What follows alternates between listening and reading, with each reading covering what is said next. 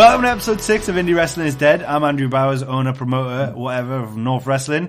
With me again is the king of ring announcing, the mouth of the Midlands, the heart of North Wrestling, Mr. Tom fucking Campbell. See what you did there. Hi, friend. Happy days to you. And sitting next to him is the man who writes the team tune, sings the theme tune, books the show, produces the show, pays the wages, puts up the ring all by himself, oils up Shreddy, wipes Benji's arse, works the door, works security, works the bar, came up with the name, edited the Sky Sports documentary, sold out at the Riverside all by himself, laces everyone's boots, puts the cream in David Starr's coffee, babysits all 36 of Martina's kids when she's wrestling. He's Hulk Hogan's actual brother. He's 22-0 at WrestleMania. He fell on his fucking arse and then he made his own t-shirt about it. It's DJ Chop. I can't hang about because I've got to go and walk Rory's dog, right? And just to clarify something, I have not put the big in Big Rig.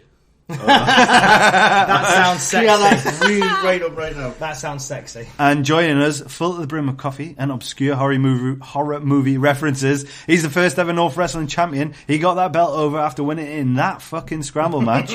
He's the Devil of North. He's the last true sick boy. He's Rory fucking Coyle. Thanks for having me, Chop. And we're off.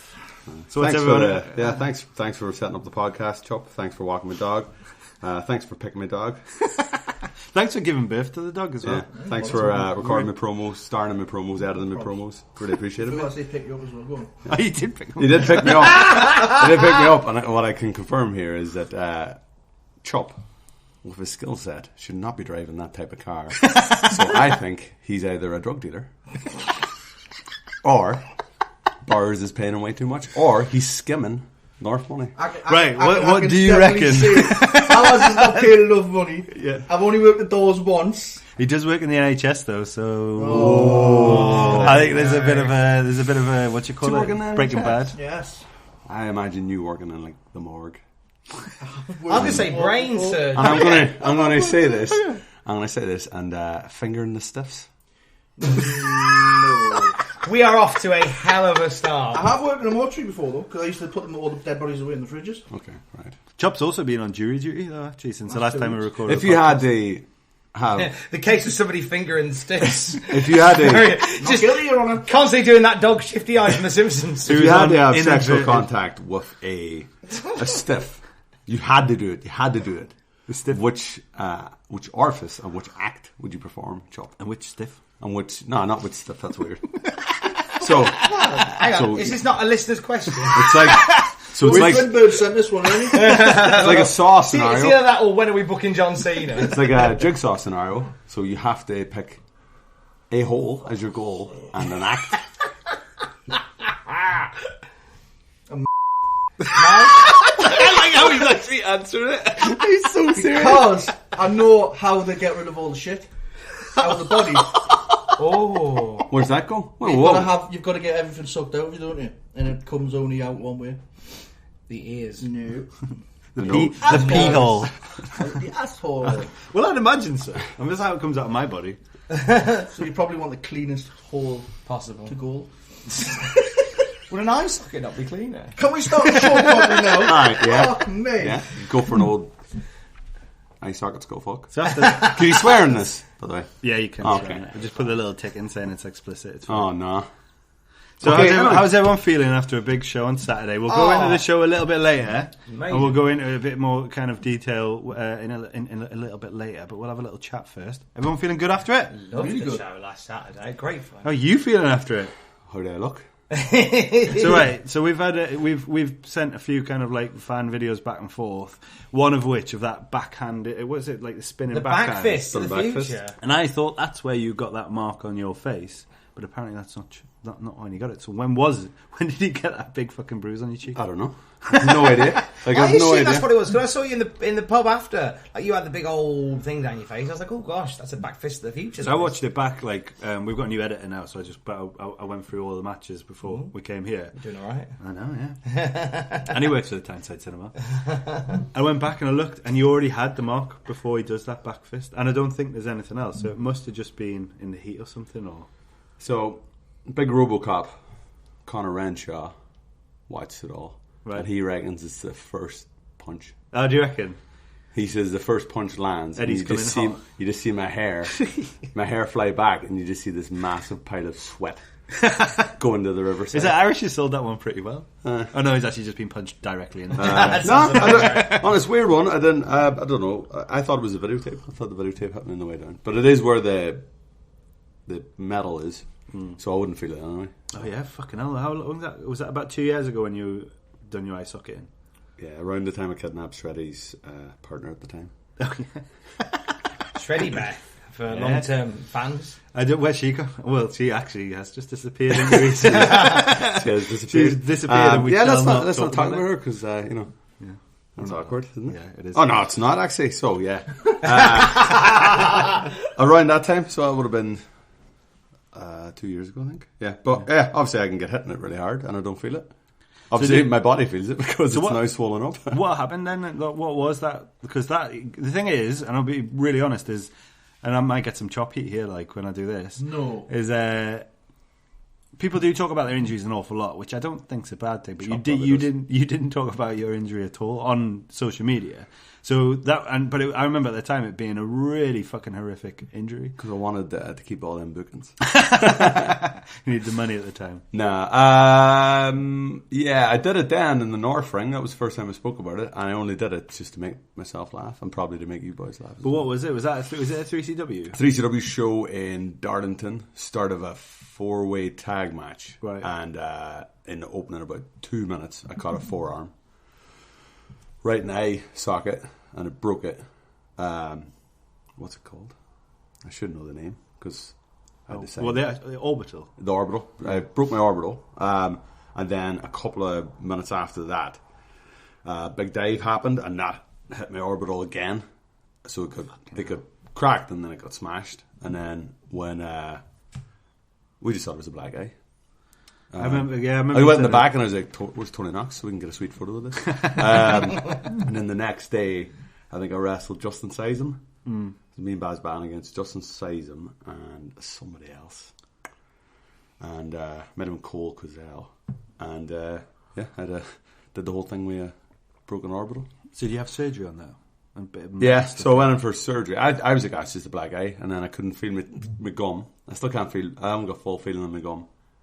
The left part. I couldn't feel that left side of my face. Was that the same injury where you got a bit of your gum chopped off? No, it's a different one. Different one. It's a very different mouth-based shenanigans. That was Mingin. So I had remember he came in and he was like, look at this. And it was like a whole big chunk of gum off the front of your teeth. Yeah, that was Visage. That's your... Oh, yeah. Visage kicked me so hard. Yeah. Kicked my gum off. That's not the bit that joins, right there. Is that hard? There? Yeah. And grew back though, didn't it? When I went into the dentist, it was a very attractive. I don't know why I have to. She was a very attractive Polish dentist, I believe, and she just kept saying necro, and I was like, Necronomicon. That means dead. She kept describing my tissue as being necro, and they injected me like 7 times in the gum, and she just grabbed a pair of scissors and literally just cut it off. And then I went, "Can I get a photo of that?" She threw it in the bin. It's the closest I'll ever get to that Mick Foley ear in the bin story. I was going to say, you sound like you're and Mick Foley. she turned to me and said, "Don't be disgusting." Fair enough. And I just went. You should have said, "Well, you're lucky that I knew necro from that necronomicon word, and not necrophilia." You started laughing. You just went, "I'm totally necro." You're like, "Oh, I'm mad into the necro. Like chop." The mouth for me, please. It's not a necro butcher. Chop's gimmick can be necro dentist. See how you started now. He puts the necro and necrophilia. Isaac DJ Chop. Oh my god! It's gonna be a long show, Chop. 2020's gonna be a fucking long year we use. Isaac Skullfuck. I'm gonna quickly put in Grapple Clothing. A quick mention for our sponsor. It's just the gears changing. Hang on. Do you want the music to be different? No, all dry. All dry. Chop. A quick mention for our sponsor and ally on the front line of BritWres. Grapple Clothing. They've dropped their biggest release yet, which includes the North X Grapple collaboration shirt in yellow. There'll be loads of lovely items to keep you warm this winter. The sick Grapple beanies are back in stock, baby. You'll spot Grapple Clothing at the North merch stand. Well, you won't next time because Connor is at WrestleMania. Ooh, Lucky someone's doing bugger. all right. I know. But they're generally plastered all over our own social media outlets. Purely because we love them so much. And guess what? They've given us a special discount code. Is it 5%? No. Yeah, oh, that'd be great. Oh, it would be. Yeah. It's not 10%. Yeah, oh, that'd be great if it was. It's 15% if What, you use the code. Are you off your trolley, mate? I'm not. 15? Grapple are. Oh my grapple! They must be literally burning money. They must be. Ridiculous, mate. The code is North, 15% off, and you can buy loads of grapple stuff. There you go. You can turn the music off now, Joe. Thank you. Right, so let's get into chatting with our guest of honour, Rory Coyle.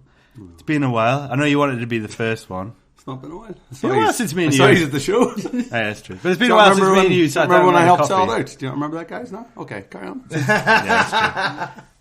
Been a while since me and you sat down for a coffee, and now we're gathered. Yeah, because here. you never... you keep no sound. I messaged That's you. bullshit. I That's messaged you, bullshit. and I go, Bars, you know what I'm going to ask you? And you go, oh no, I've got a family and all this stuff. I'm not like you. I've got a family and a business to Don't, run. yeah, don't live my own way, dog, you fucking loser. Have you not got? Can you not drop everything at the hat for 2 minutes' notice? I'm in Jesmond. No, That's actually what I do. I'm in Jesmond for the next 2 hours. what are you doing?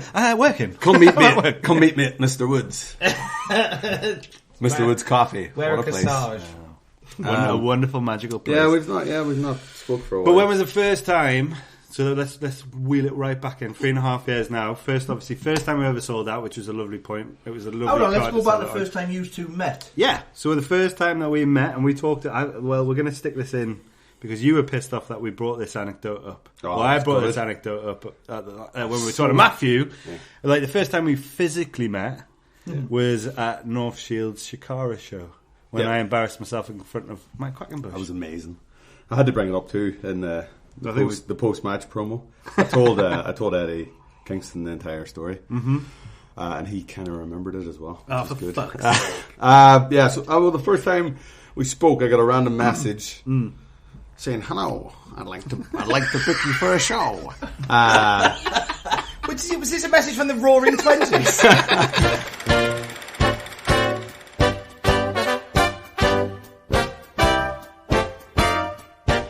You're making some big money.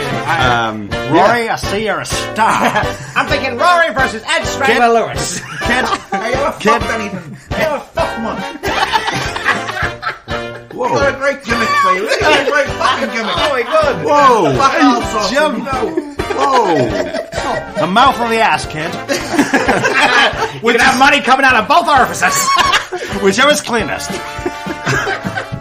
Anyway, sorry. See, I got a roaring 20s message saying you're starting a promotion. It was an adult promotion. Yeah. You proper put me over and licked my ass. You're like, your videos are amazing. But at this point, To which I thought they are. They were Wait amazing. till you see the in-ring. well, product. the thing is, this is how much research I've done. I was like, these guys must have wrestled loads. These videos, They've really got their stuff together. You don't just release these videos without wrestling live. So, wrestle on the Shikara show. That's fine. How many matches you had before that? Oh, not a lot. I can't even remember. It wasn't or two? many. Yeah, it was a few. It wasn't too many. And then when we got to the Shikara show, the class apart, Alex Henry, had gone for a little night out the night before. A few little beverages, let's just say. A few little beverages in the rest. And he turned up. Let's just say his pupils were like dish plates. Let's just say he turned up hanging out his fucking ass. He was. And obviously we met then. And the best thing is, you came in and you were like, hey guys, can I get you anything before your match? I was just putting my boots on. And I just looked up and I was like, a black coffee. And you looked so confused, but also kind of impressed. Yeah. Like, this guy's just going to wrestle on a cup of black coffee. I was like thinking, right, I'll go up to Morrison's, I'm going to get some chicken, I'll get some food, I'll get them some isotonic drinks, I'll get them some black coffee. That's all I want. Just give me a black coffee. Had you worked on Absolute before? No, because Before Shikara. you're dumbasses, you don't know how to pull the trigger on something good. I'm telling you, well, this is a thing, probably in the first year of North, where Absolute wouldn't book you at all. Oh no, they're You were like, backstage, because I remember you backstage. they're like, oh, we're gonna Politic bring about you in and do this thing. and blah blah blah blah blah blah blah, and then you just use the whole array. I didn't run that show. Whole array of shite. Then It's very rare that Chop moves away from. he's done use a whole array of shite. Absconds Actually, it's himself annoying of any because he used loads of responsibility. people that I like.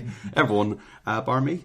Well, that backfired on these, didn't? 'Cause I went on to be fucking Defiant champion and North champion at exactly the same time, and I nearly did the triple. You needed the I know, Geordie we triple talked about crown. Yeah, I needed the Geordie triple. Yeah. We What? talked about that again. on the last show, didn't we? I Like, pushed don't for the talk about Geordie what triple crown. No, I was at a load of Absolute shows though. I was at the one because I was at the one that the Bars was at. the first one that I went to. I was at the Stop the Chop one. Was the main event Whippy and Rampage. I was at that, and that was unbelievable. But I think North was going at that time. I think at remember that being one, I there. think he's had a nice like gorilla setup and stuff. Yeah. And I remember sitting watching. You were sitting with your chicken and rice. I remember that. Sitting, Yeah, well, I the remember best thing you. of that show was I have this really good camping cutlery, and I took out the camping cutlery, and Shreddy nearly fell off his seat. He was so impressed. He was like, "What have you got there, Irish?" He was like, "Well, it's just a knife, a fork, and a spoon, but they all clip together into one handy little thing. It's from the pound shop. Like, it wasn't very expensive. Lost his shit." He Well, I was like, going to say, "This is amazing." Bar the gym, Shreddy's favourite thing is Tupperware and Chicken and food rice and utensils. food. Yeah. But no, it was great. I remember seeing that. No, all I remember at the end of that show was they had a load of free pizzas. And I fucking slide one. Wasn't even on the show. Took a pizza off me. Went home. Fucking, I tell you what. No. I got it taken Nice. off us. I went, oh, can I have a slice? She goes, you know one of the fucking wrestlers? Who said this? Some bird, you know who it is. You used to always bring the fucking pizzas. From Absolute. Yeah. Oh, it was at the venue? I want free No, it wasn't the venue. See, this is my next It wasn't thing. the is to venue, it start was getting, one of the lasses who were trying to get in with Absolute. I've gone through does what she we want to need get in do. with North? Because free pizzas. What we need to do. what we don't fucking have any. we need No, we're not allowed catering. to. We're not Yeah, wrestling, we are need we? catering. Catering's the next We need big catering. thing. We need a barber. Yeah, we talked about. So if anyone We need wants coffee sponsorship. if there's any barbers out there, if there's any coffee, well, yeah, ICW. Every time we go to ICW, Bad Guy Brand, little plug for him there, is there.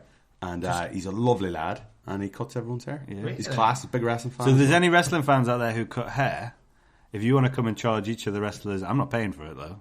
Like, I'm happy with that. Why do I have to get my own haircut? I didn't do it for the last show. No, you didn't. I look like a hobo. You've got your haircut now though. Do many people take the that off in ICW to have like a slight little haircut? What? Do many people take them up on the offer to have Everyone. a slight Everyone little does. haircut? Well, it's because they're recording, they're recording maybe 4 weeks of TV? Yeah, 4 weeks of their ICW Fight Club. But he's at all the shows, and he's a super nice lad, and I don't know if like he sponsors the guys or whatever, but the guys are always resharing his stuff and plugging his stuff. You'll get paid to do that, I would imagine. See, I go back between tapings just to get it a bit shorter each time, just to help denote passage of time between tapings. That would be good. Because I'm very aware of that, because I was at NXT UK and I'm now in the same position for the next 4 weeks. Oh, yeah. And I wish I should have taken different shirts. I feel like I could have helped with the passage of time. You could have, but well, yeah. You just We used to have that problem with Defiant. Yeah. You do 4 weeks of TV, You and just then have the same fans in the crowd. 4 weeks of TV, and then you would do the pay-per-view at the end of the month, but you'd be like, oh, I really need a haircut. But, Can't do it.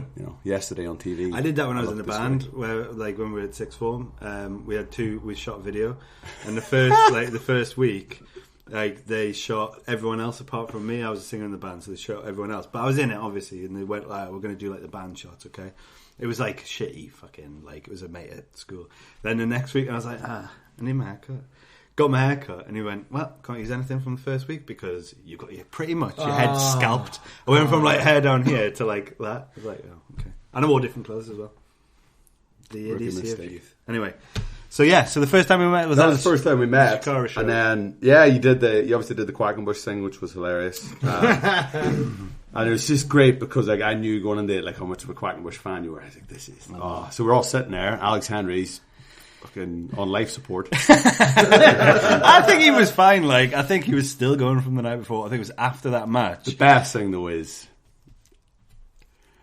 I proper grassed him up the Rampage, Is this a house scout? and we still laugh about it. We were laughing about it though, right? Me and Alex, and he was like, "Remember that time I was off my rocker." Well, how old is he? He was now? just Like, super. he's He'd just only gone out on a 25 proper night now? out the night before, and better I think house party. Primate was ripping with him. Like Yeah. he was fuming. And obviously, we're sitting there during the Quackenbush thing. You come in, make a fucking ass of yourself. Because he was doing this amazing rally speech. It was fucking brilliant as well. Where he was like, you got to ask yourself, is this... Because obviously he's talking to those guys and they're on the long tour. And you got to ask yourself, is this one of these venues where you waste that last roll of tape? And he's like, I've got the answer for you. This is one of those venues. And everyone's like, holy shit. And I was like, oh, no. Oh, no, I've got to wrestle. And then I go, door creaks open. Hey guys, I'm here from North. has anyone heard of North Wrestling? No, it doesn't exist. But, yeah, and then, the rest went all right, didn't it? It was fine. Yeah, it was a good match, that though. You can still catch it on. Rotten. Is it out there somewhere? Yeah. So what's that match? Right, it's probably got 60 times the moves of what I did on Saturday, and about that's true. 0.6% of the reaction.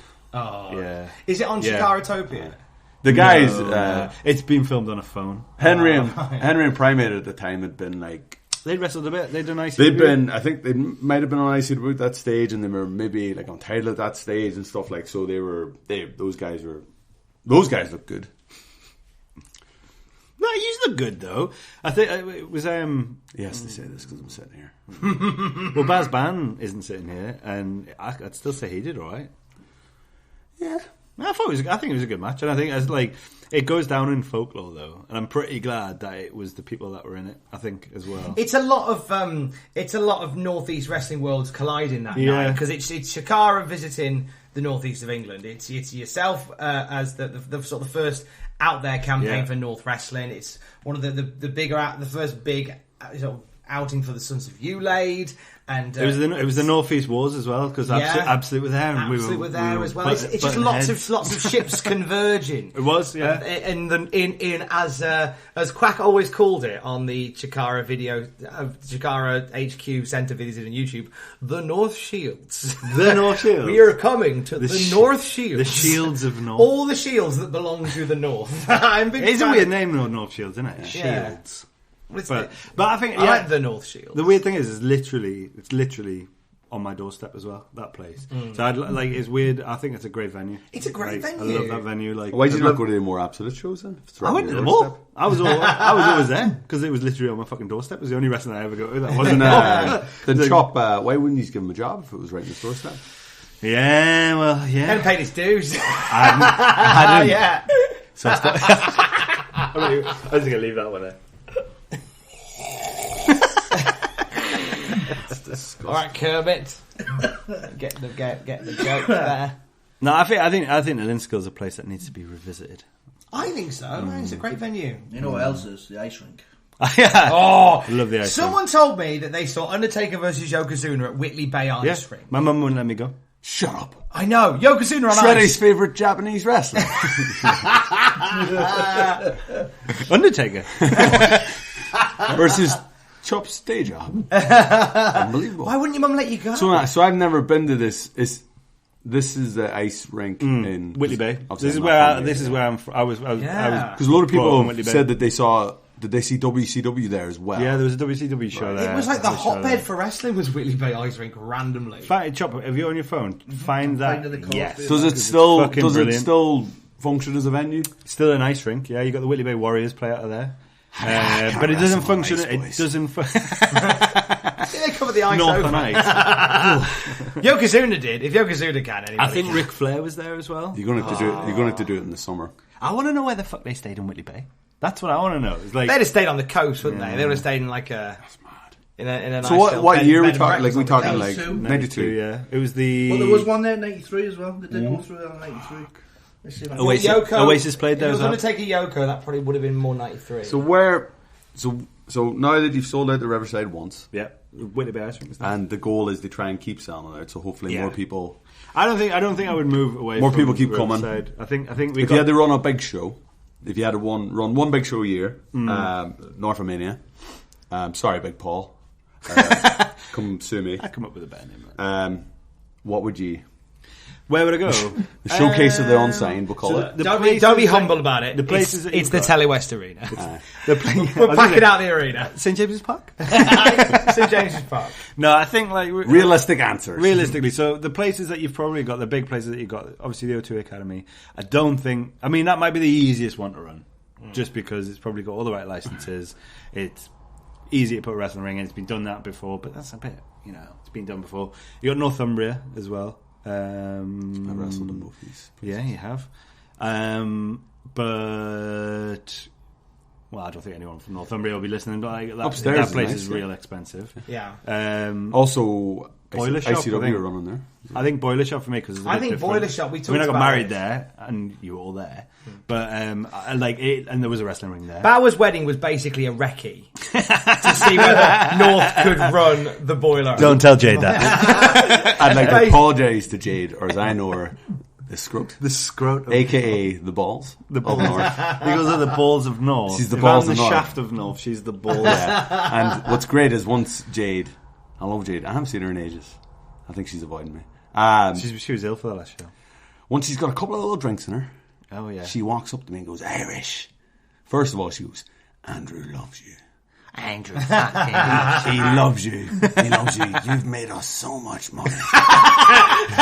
We got married at the Boiler Shop to see you. But then she goes, after she says that, This is not true, by the way. she just goes, I'm the fucking balls. And you're like, this is so weird. Why is she doing this in my ear? She's like, I'm the fucking balls. And then the more drink she gets, the more animated she gets. And essentially she's doing Batista's entrance by the end of it. She's the last true sick girl. That's what it is. It's great. No, yeah. So I think the Boiler Shop would be a nice place just because it's a lovely different. venue. and it's also not a million miles away from the Riverside. No. Because sometimes you get these companies that run events other side of a district, and it's just suddenly it stops a lot of people coming. And it doesn't sound like a lot to say like when Defiant ran Sunderland. It's not in the grand scheme of things. It's not a million miles away, but there was still still tell there was a drop. Yeah. People have asked us if we would run Sunderland before, and I was like, nah, just no. Is it because it's not because they're dirty Mac and no, I'm really it's like I Whoa. just MEW was going to run Sunderland, and they Yeah. decided not to at the last minute. yeah. Well, probably for the Did same you ever reason go as to to why the- I wouldn't run there. Did you ever go to the Mexican festival that ran in the Boiler Shop? Where Yeah, they but had before wrestling? it was like they had so the Boiler Shop was brilliant. It is brilliant now, but beforehand it was like it's where they built where Stevenson built the first train. It is, isn't it? Yeah, so Stevenson built the first. Was that the steam one that Chop oversaw the building of the train? Chop's face. Is that true? So yeah, it was. They didn't call it Stevenson's Chop It. So it was run down as fuck. Yeah. Like the windows were all smashed. And they used to run a thing called the Boiler Shop Steamer there, and it was like a food market, and it was brilliant. They used to have bands on, but they used to run this festival, a Mexican day. It's called Vamos or something. Vamos Festival, yeah. And they used to have Mexican wrestling. Because they ran one outside. Ligero worked that one, I think. And I'm and sure Rampage. Rampage Brown worked Yeah. Because I just known him for a couple of months or something, and I went to see it, and obviously I was like, oh, that's Ligero. Yeah. Then this other guy came out wearing a mask, had the body of a Rampage Brown. Yeah. We had a mask on. Had the aggression of a Rampage Brown, and had the entire moveset of a Rampage Brown. I was like, I think that's Rampage Brown. I'd love to see Was that. his name El Rampager? And then I saw him was the just next Tuesday. Rampage Brown. Can I sit there? And I was With like, mask. Were you wrestling on a mask the other day? He's like, yeah. And but it was great. See, that's it was outside. It was brilliant. It was absolutely brilliant. But it was, of all the other side hustles that I've seen wrestlers have, that's probably the most wholesome and one that I would get behind. It was 1993, by the way, for the Right. ice rink. okay. So Chops pulled up the car. Can you play like a little Slows magic? your phone? Can you? No, you had to go all the way back to 1993. You had to rewind the internet. So First match was Virgil defeated the Repo Man. What? I'd have fucking loved to have seen that as a That's kid. a hell of an opening As a kid, I loved the Repo Man. Virgil beat the Repo Man. Wait till you hear the next one. Virgil, what? Rick man. Martel defeated Max Moon. Oh, I love Max Moon. Bam Bam Bigelow Oh, I love him. defeated the Big Boss Man. Oh my god. That would have been a match.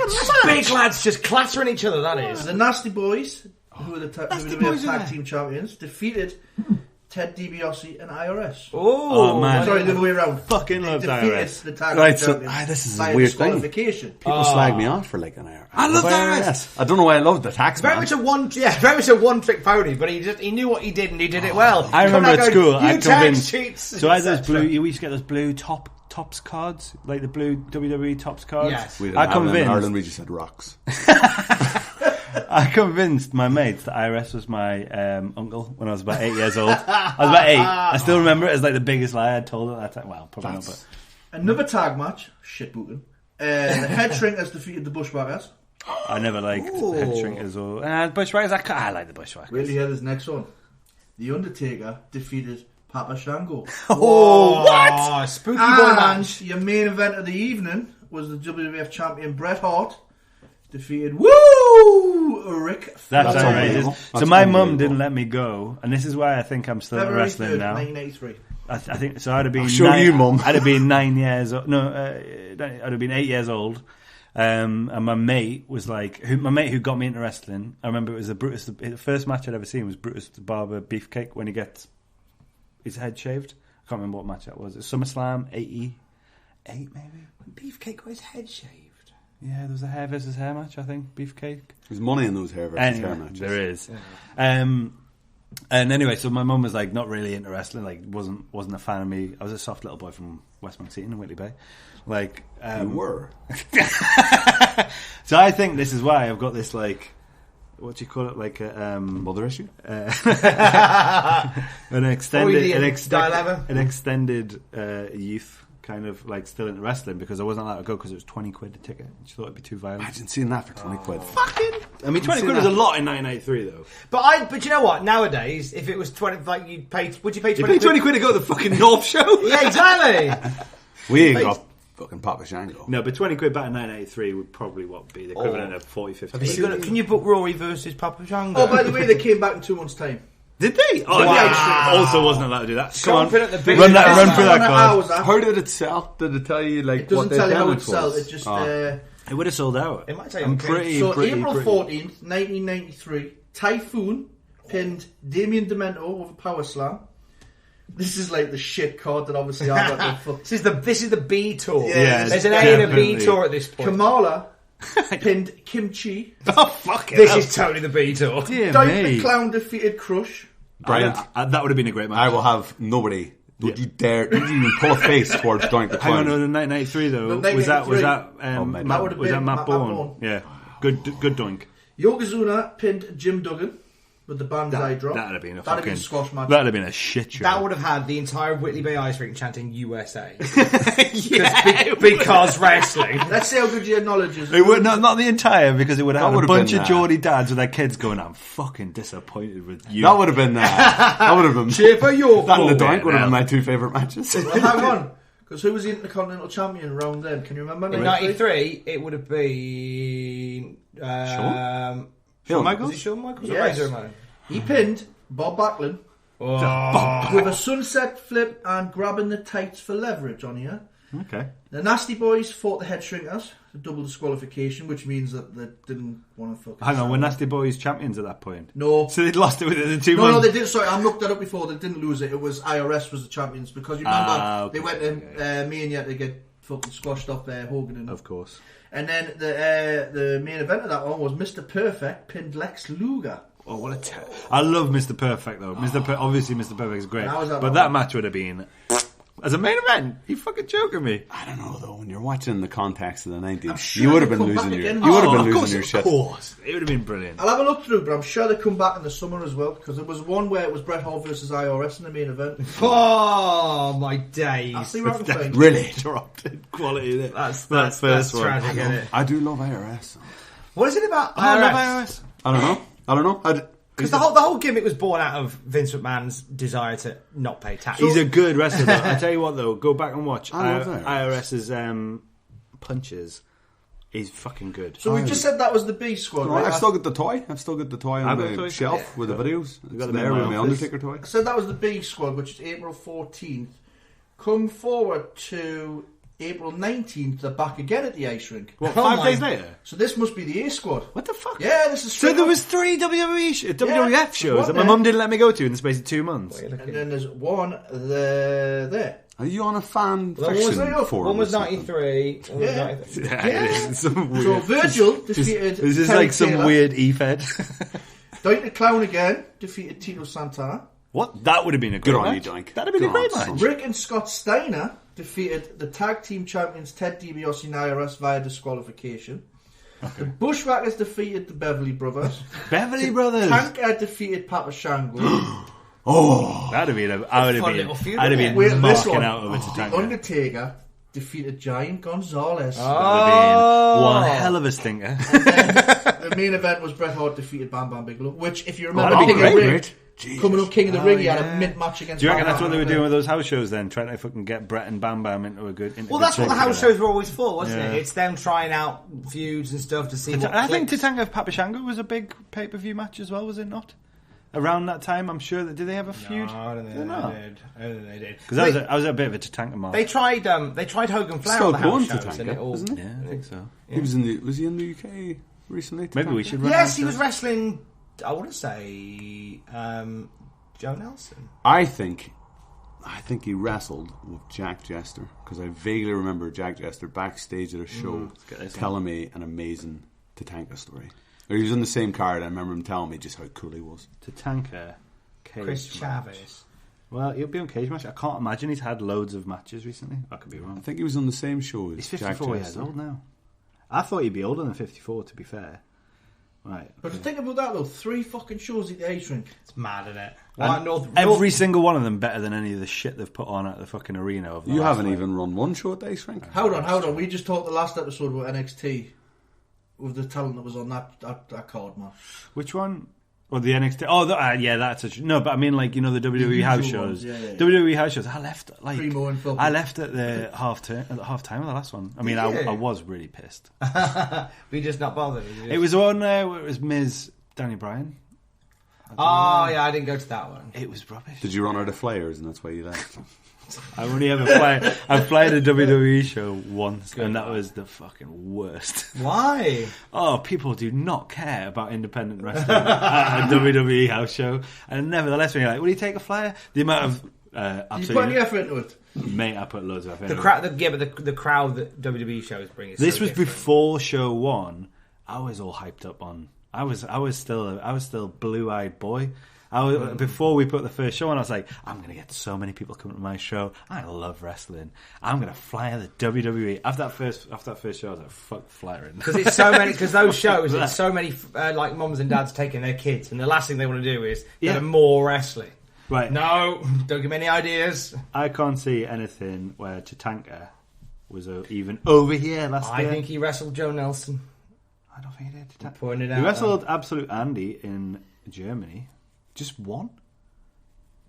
Anyway, right, this is bad content, guys. Onward. So this little sheet here says North Stories. What's that? Sorry, there's a script I broke the fourth wall. What's that? This little sheet says North Stories. What's that about? Yeah, so I was thinking of like maybe some anecdotes that we could talk about, and then I was like, I've got some actual real work to do today. And then Chop arrived, and I was like, oh fuck, I haven't put any in. So yeah, so come on, your time at North. In a nutshell, you must have enjoyed it. Why am I? Did you have a lovely day? Am I now fired? What the? Yeah, it does sound like you're sacking him. I think he's retired. Let's have a look at your best bits. Now, come on, winning the title for the first time, you must have some. You must have some stories. Yeah, that was all right. I mean, I try and think. See, it's all a blur for me because I get hit in the head a lot. So we obviously came in being two pieces of shit. Yeah, so come on, right. A lot of like very strange. With you and Baz Ban, when you first started that was the first kind of the dawn of North. We kind of touched on this on the last podcast, where it was like, at what point do you think the worm turned? And it was like, actually, because you came in as heels, so you came in your first match. It was Baz Ban versus Don Black, where you didn't trust me. Well, I think you didn't trust yourself, actually. And then I think you said... It turned out that I was like, I'm much better. What's happening here? I'm the bumper. So the timeline's quite interesting. The first one was against Dom, wasn't it? Yeah. Second one was Ever. Yeah. Punching the kid. So the first one, let's go right back. The first one, Baz Ban, Don Black, went to disqualification because you got in, beat the fuck out of Don Black. Liam Slater comes back out for the save. You beat the fuck out of him. Plastic bag. That was later on. That was NCL 4 when it was Shane. Yeah. There was a chain. There was a chain in the first one. Second show Yeah. was you versus Eva. Yeah. And that's where you put him out as the Jesus shot. and then hit that kid in the I crowd. was stood next to him. So yeah, I was talking to Eddie Kingston about that, and we were talking about like the reaction of people, and like because Eddie Kingston is very much like you need stories in wrestling now, and I think he feels, and I think he said this before, and I kind of feel as well, like we're losing our way a little bit on storytelling. I think people are looking for spots more than anything else, and I was like, well, we did this one where we're trying to get Rory over as a heel, and he punched this trainee, and some of the reactions that we got. I punched a kid in the crowd. I should say I hit him very hard. He did very hard. But he didn't. I think that was. There was a whole Reddit thread. I still got so I screenshot that because it's hilarious. And there's people there was a guy on Twitter getting very annoyed. He was getting very annoyed at the fact that I did it, and I didn't get my legs broke because obviously he knows the old school approach. He's like, back in my day, we would have broke his legs. Like, shut up, mate. You're like 20. Yeah. When I was 12. Yeah, when I was 12, we would have broke his legs and threw him out of the locker room. I was like, shut up, you idiot. So then he was like, this is a disgrace. And he goes, well, he does throw a forearm. And then he started getting annoyed about the fact he's getting worked. Annoyed about the fact that I'd made him fully hate me. Yeah. Then he hated me for making him hate me. And it was like, well, you're just an idiot, mate. Like, you're just an absolute idiot. But I think that's the thing. That's like, it's difficult nowadays because I'm not going to mention it explicitly, but like, there's been instances of promotions and wrestlers trying to work the crowd, or online and stuff like that, which can be done. It can be overdone, but people nowadays, and I think you're actually one of the only wrestlers recently who's been able to do this on a level where kayfabe exists to a point. Because he's fucking scary, that's why. Yeah. And also because you say it and then you don't say any more. Like you see a lot of companies that will just expand it and just to the nth degree, and then it's like, well, this is blatantly now you're just toying with us. Whereas you'll just put one comment that can be taken one way or another, and then you just leave it open to interpretation. We're talking about, I think, so it's that. What do we do on Twitter? I'm so confused. We have lost the thread a little bit. My point was, I think, is like going back to the start of that. Do you think, and running through that timeline of what happened at North, second show, you're kind of like trying to make a moment of, trying to make a viral moment, going viral actually, and it being talked about. To get into where you are now, there's been quite a progression. The weird thing was the Ever thing. Everyone, and even you did this as well. We were like, well, if you look at his track record, he's beat Ever. Not didn't. Yeah, he didn't. Yeah, but everyone thinks of it because all they remember is the Jesus pose at the end. And then, but a couple of days before that, so that show would have happened. Actually, no, that show would have been on Saturday. The Sunday before that, he was at Brixton. Yeah, and I was at Rampage watching the show, and he hit the clothesline from heaven. Oh, is that the one where he hit Sebastian and killed him? Just like he was just totally knocked out. Yeah, and then I remember like the whole week Rampage going, "You better watch that clothesline, mate." And I remember like that line. Split second where like he went to hit that line, and I was like, oh, "Here we go." I'm gonna. This is it. This is the end. Mum, you all right? Yeah. No more wrestling. But yeah, that was like obviously then all they remember then is the kid thing, and I think that kind of started getting people thinking. And then we obviously did the where I wasn't allowed into the next show, and I think Baz Band had the match, and then it involved Martin Kirby. So it was Baz Band again against Dom, I think. Yeah, and then Martin Kirby. And Baz Band like always beating the shit out of him, but like, yep. Like, and again, literally beating the shit out of him. And then Kirby came in for the save. You came in with a mask on. Yeah, and it was weird. I think that might have been the point. Shouted, "All right, fuckers!" Yeah, it's a bit like that was my homage to Whistler from Blade, where he. What's he say? What did I say at the start? Where it was like, I know it's not a horror film, but obscure reference. References. Where he says, "What's he say? Catch you fuckers at a bad time." Catch you fuckers at a bad time. I think he says that. Do you think that was the moment the worm turned up? Because I remember when you took off your mask, that was the first time where a couple of people in the crowd, even though you were very much the bad guy at that point, and I think touching on it before with kayfabe and like what's heel now and what's not, and what you should cheer for and what you don't cheer for.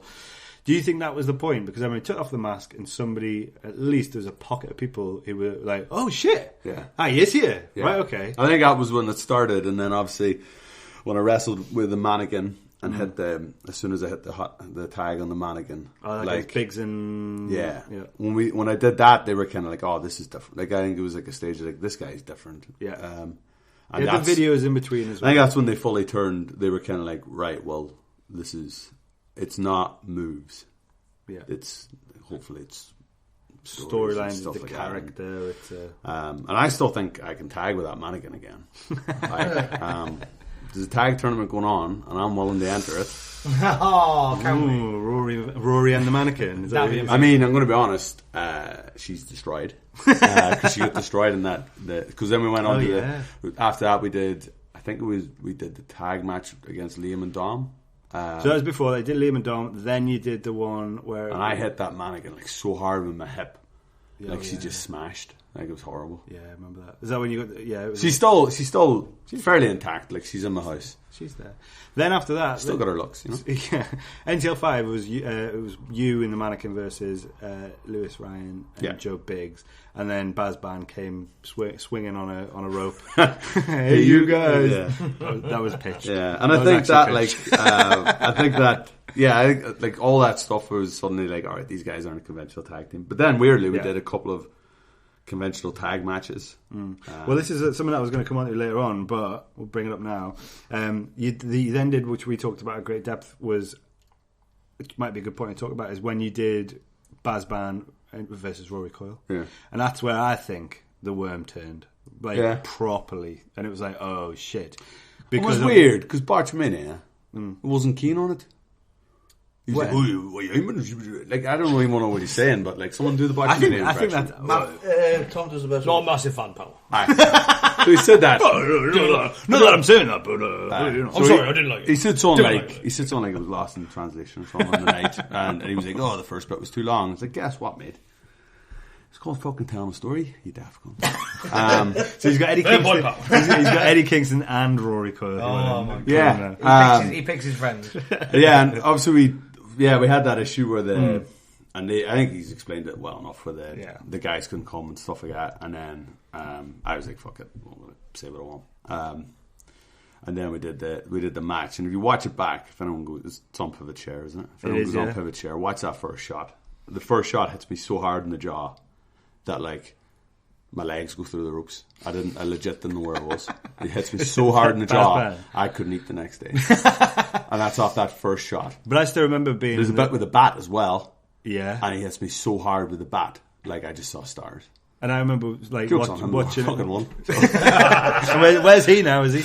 But yeah, I think that was like that, and then the throwback at the end with the hand in the back of the ball and stuff. Like I think I was sitting on the apron, and then I was kind of thinking, maybe I got them. And I think that was one of the ones where it was like, I mean, we'd had quite a few like logistical nightmares, people dropping out and stuff like that before that. But I think that was the one where it was like, you know what, like if something falls through, we can kind of, if we put our heads together, we can work out something that's maybe better, like, or at least like shows that, you know, we're not just here for. Well, you had the panic with Kingston this time, didn't you? Yeah, well, who calmed you down? Well, yeah, exactly. I think I sent out about three fucking DMs to people and go like, Eddie Kingston's not coming. Can you come instead? Did that nearly happen? So on the Wednesday before our last show, Eddie posted on Instagram, and he himself, I think, also panicked. He got to immigration, got through this, like the security guards, like the police were like, oh, yep, that's all fine. And then there was one woman in immigration who was like, nah, you're not getting in. Like, you need this visa or whatever. And it was, the thing is, it got sorted within 24 hours. Martin Zaki at Fight Club sorted it within 24 hours. So it's obviously not a massive issue. I think he's hit like a job's worth at Dublin Airport. But it really was like, fucking hell. Right, how many meet and greets have we paid out for? Was people paid for? Right, 30. I had a plan. Yeah. What was your plan? So my plan, I messaged bars and said, don't worry about it. I'll make chicken salad or the chicken shit. Make me GM for the night. Yeah. I'm going to run the entire show like Stone Cold Steve Austin. And then I was going to insert myself in the main event as a guest referee. Yeah. And I was going to get people to throw me cans of cold brew coffee. And that was my plan. Isn't everyone glad that Eddie Kingston turned up? You think about that. It's pretty fucking good. It would have been a fun. I mean, it would have been a fun night. To be fair, It would have been cool. No, but I think that's... There's a couple of times Yeah, this has happened, and like I think something happened with the shredibration. Oh, I had a broken eye socket. Yeah. So we had the, Wasn't that supposed to be a match? Thinking our feet and stuff. I can't remember. Well, no, because it was meant to be the announcement of Aussie Open, wasn't it? Yeah, there's meant to be something in that. Because that's what it became, wasn't it? It became the announcement of Aussie Open. Yeah. But there was something else that was meant to be happening because you were injured at that point. I don't know. I think it might have been meant to have been a full match. Yeah, there was. Yeah, I think there was. We ended up just doing an abduction instead. It's easier, isn't it? Just Actually, that was caught really well on camera. Literally, the camera turns around and Baz Bands just grabbed aforementioned girlfriend of Shreddy, the artist formerly known as she charged us $8,000 for that spot. She charged Shreddy $8,000 for that spot. Hope she doesn't listen to the podcast. Hope Shreddy doesn't. Shreddy does. Well, there's a thing, isn't there? Everyone listens. Like you were saying, like the last time, because you'd mentioned something like, "Oh, you could have put Kingston and Rory on as you guys were running through the card." Because I listened to it because it took me all fucking day to listen to it.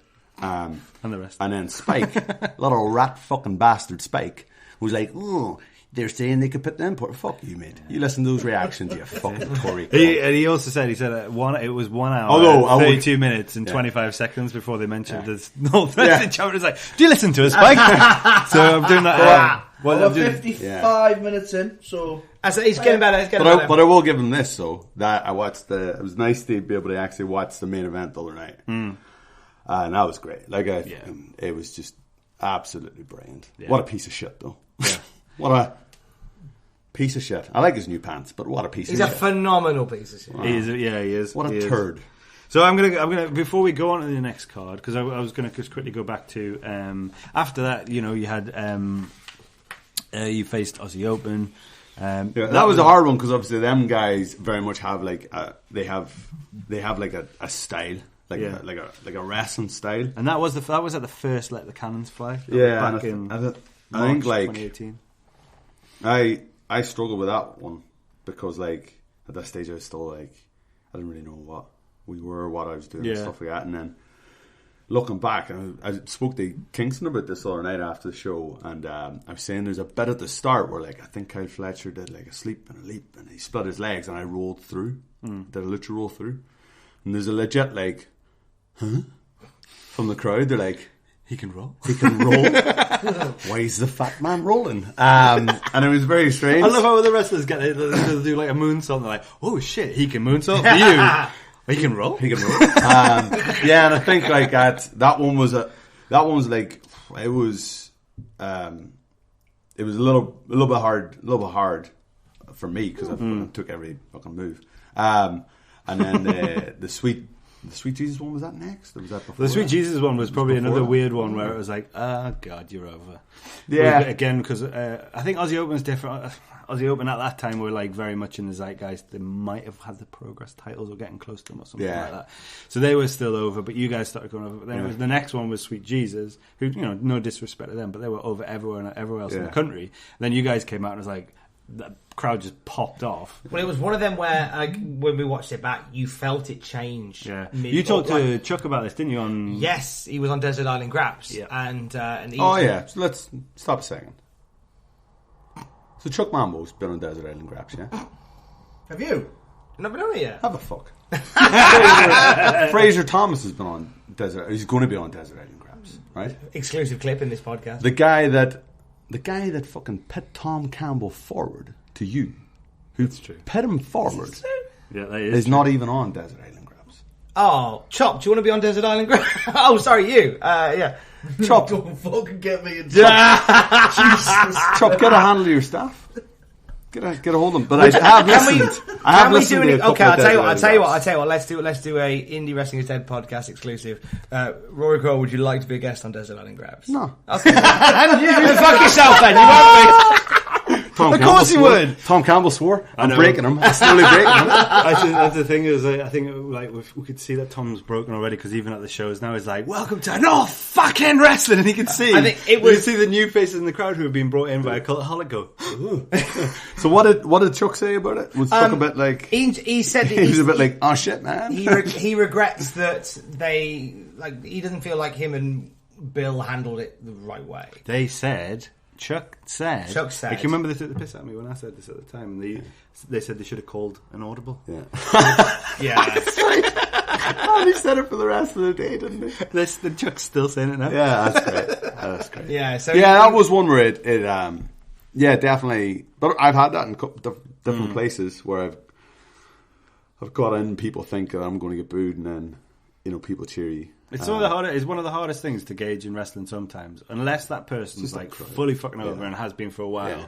Yeah. Like if they're on the cusp of something, and there's a few wrestlers on the card at the minute where you feel right, you're on the cusp of something here, and you just think sometimes it's like, and I guess that's with experience now with booking. Sometimes you just have to kind of go like, I'm going to pop you in this match, which doesn't have too much of an impact on your momentum.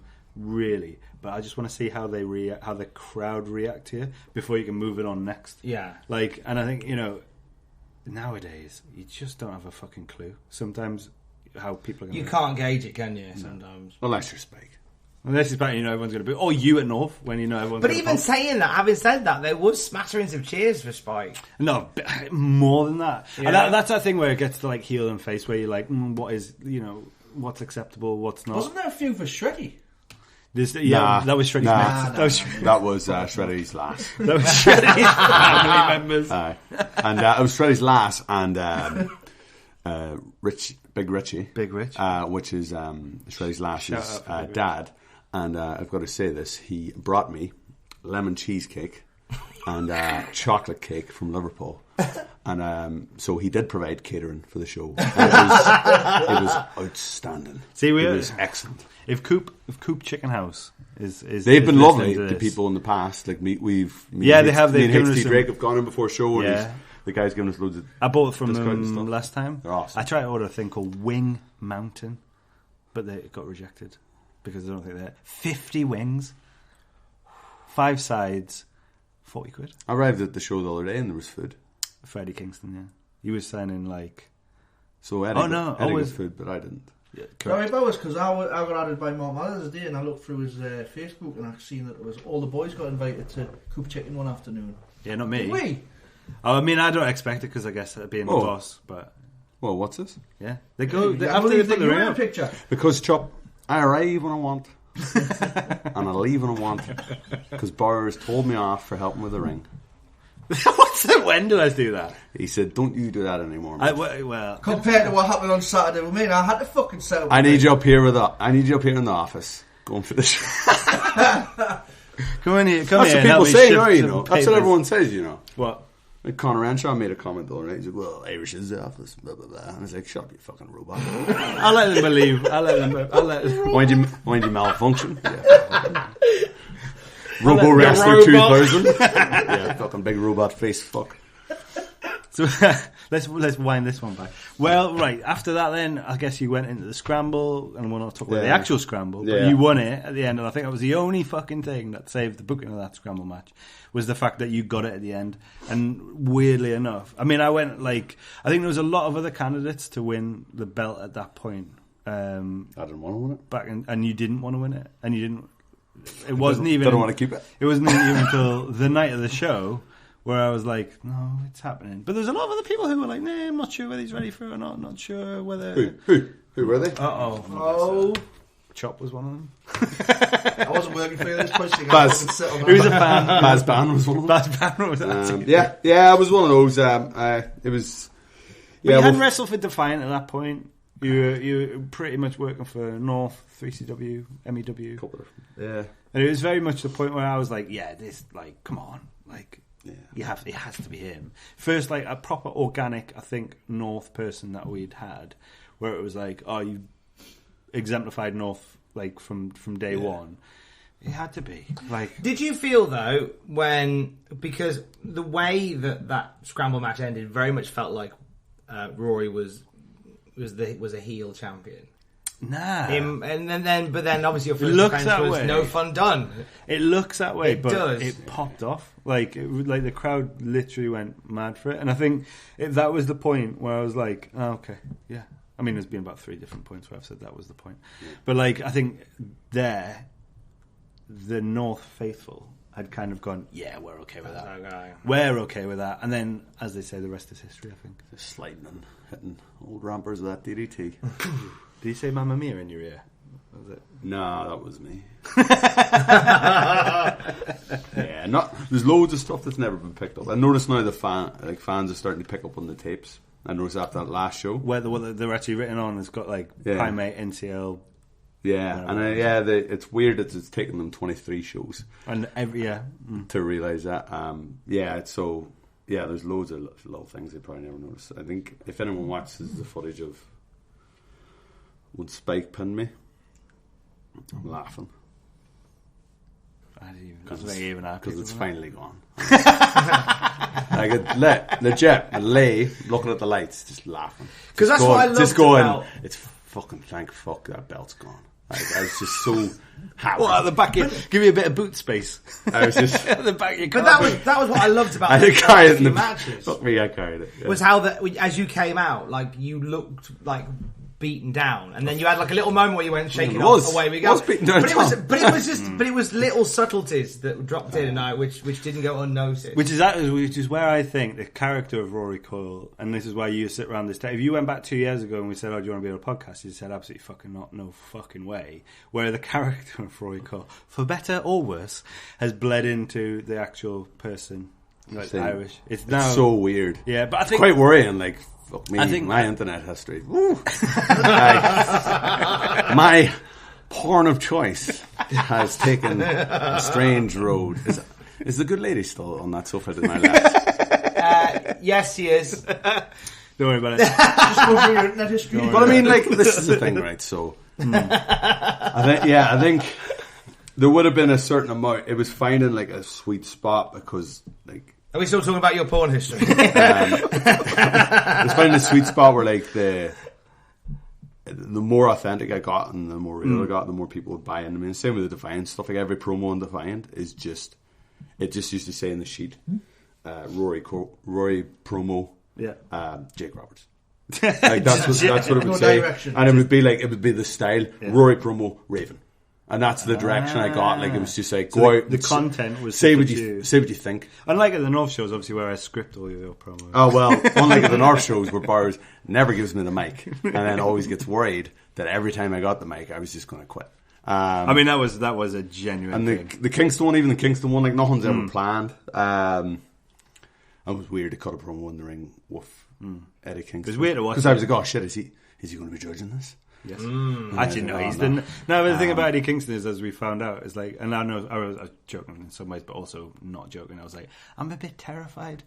I booked Eddie Kingston, and when I first met him, I was like, oh my god, this seemed like the nicest guy, sweetest guy. But then when his music hit, and he looked at me and laughed, I was like, motherfucker. Yeah, I was like, I want to kill you. That's my favorite like thing that I've ever found, and you know it happens, but like again, lifting the curtain is being backstage, seeing some wrestlers, not all wrestlers, go from normal person who I get on with really well to then like, all right, my music's going to come on in a minute. My opponent's just gone out. Right, here I go. And it's like, some people you can fist bump on the way out. Some people you just leave alone. Do that, Eddie Kingston was 100% one of them. Do you fist bump each other? Nope. I'm scared fucking shitless when you're... But you're in the back bit, aren't you? And then it's like, up until like, because we've cut all the stuff, your music just goes gang, gang, gang. Straight past. And it's like, yeah. You just see this fucking bang. Sky Sports bang, bang, fuckers, and he's out of that fucking curtain. Sky Sports. Sometimes now I do a little hop before I go out. Yeah. Yeah, I do a little hop. Is that your little nudge and wink? Like, just to make myself laugh. Well, that's what I was trying to explain on the documentary. Was it? It was the switch. But you use the term prima donna. He took everything I said before that. This is all he prima That's what I was trying to explain. That seems after I put my shovel away. That seems like some reverse engineering going on there. The weird thing was the more real all the promos got. And like a lot of the stuff I say about UK wrestling, I 100% think. Yeah. And if I was in the room with someone with a big nose, I'd say exactly the same thing. Yeah, that's true. So, and it's just like, but the weird thing is like, you can't say that. Why can't I say it? Yeah, I find why can't I say that I don't like this thing that's going on? It's great for people that it's happening to, but I don't like it. because it's affecting. But I also think me. that, like, on the whole, anyway, and I think with wrestling being wrestling, and it is entertainment. I feel Tom's asshole just tightening. Literally. I don't see the point. If you're this big corporation and somebody at some point has said, like, dropped a F-bomb or, like, because I've had that where people don't want to do promos with swearing in them at North because it might affect. Yeah, and that's not. Or they don't want to be in the same ring. They don't want to be in the ring with me when I do something. Yeah. And I don't think it. that's their fault, but that's because it will stop them from doing the job. That's fucking ridiculous. If you ask me, like, you should be able it's not their fault. Like, it's not their fault that, and they're obviously under, like, a lot of pressure. And I also don't think it's the fault of anyone for taking a contract as well and expecting. It's fucking great for them. But I think the way that things are going, I'm a little bit like, which brings me on to a fan question. I thought this question would be perfect for Rory Coyle to answer, and it was. Triple H claims that independent wrestlers don't get paid or paid properly.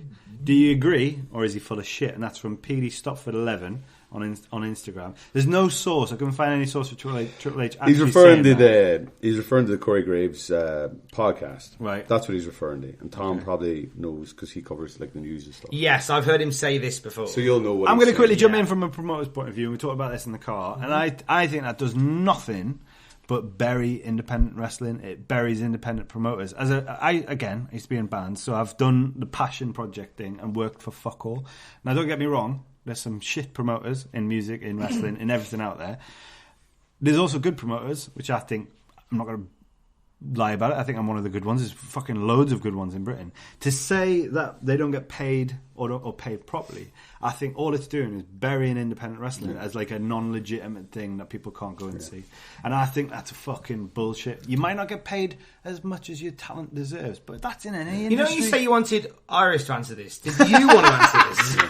I feel like this has been sort of. Well, you know, it's annoying because I think there's a promoter just under your kidneys for quite some time now. Yeah, I think it's left of the rum. I think as a promoter, I think you get a bad rap sometimes, and I think that quote in itself, they don't get paid or paid properly. Firstly, I think that's bullshit because if you go back through last night on Saturday, everyone fucking got paid. Everyone who works on the show That's gets the fucking hot dog. paid. So, what he's referring to is where he said he just, and this is the weird thing, he just starts talking about the death of UK wrestling. Why? I don't think he's prompted, but it's obviously, it's in the back of his mind or something like that. I mean, they bring it up because I think because Corey Graves is talking about it, and then they go on to talk about how Shawn Michaels is running NXT UK. Yeah. So I think there is some prompt to it. But then he says that it's not a case of these places going out of business. The places going out of business are the places that pay you. $20 when they said they give you $50 are the places that won't pay you. That's different. And they don't have a paramedic and they've got a shit ring and stuff like that. So he's full of fucking shit, right? He's a fucking lying bastard. And why is he not a lying bastard? Because he works for a big company and he's trying to, put the best foot forward. Of course he is, but it's bollocks, right? Because I worked for fucking Defiant. Defiant paid me before every fucking show, before I even turned up into the building. Defiant had a fucking medic there who fixed my shoulder before I wrestled fucking Gabe Kidd. They had a fucking medic for every single show. The ring was fucking perfect. I was looked after. It had high production value. Yeah. I was given free reign.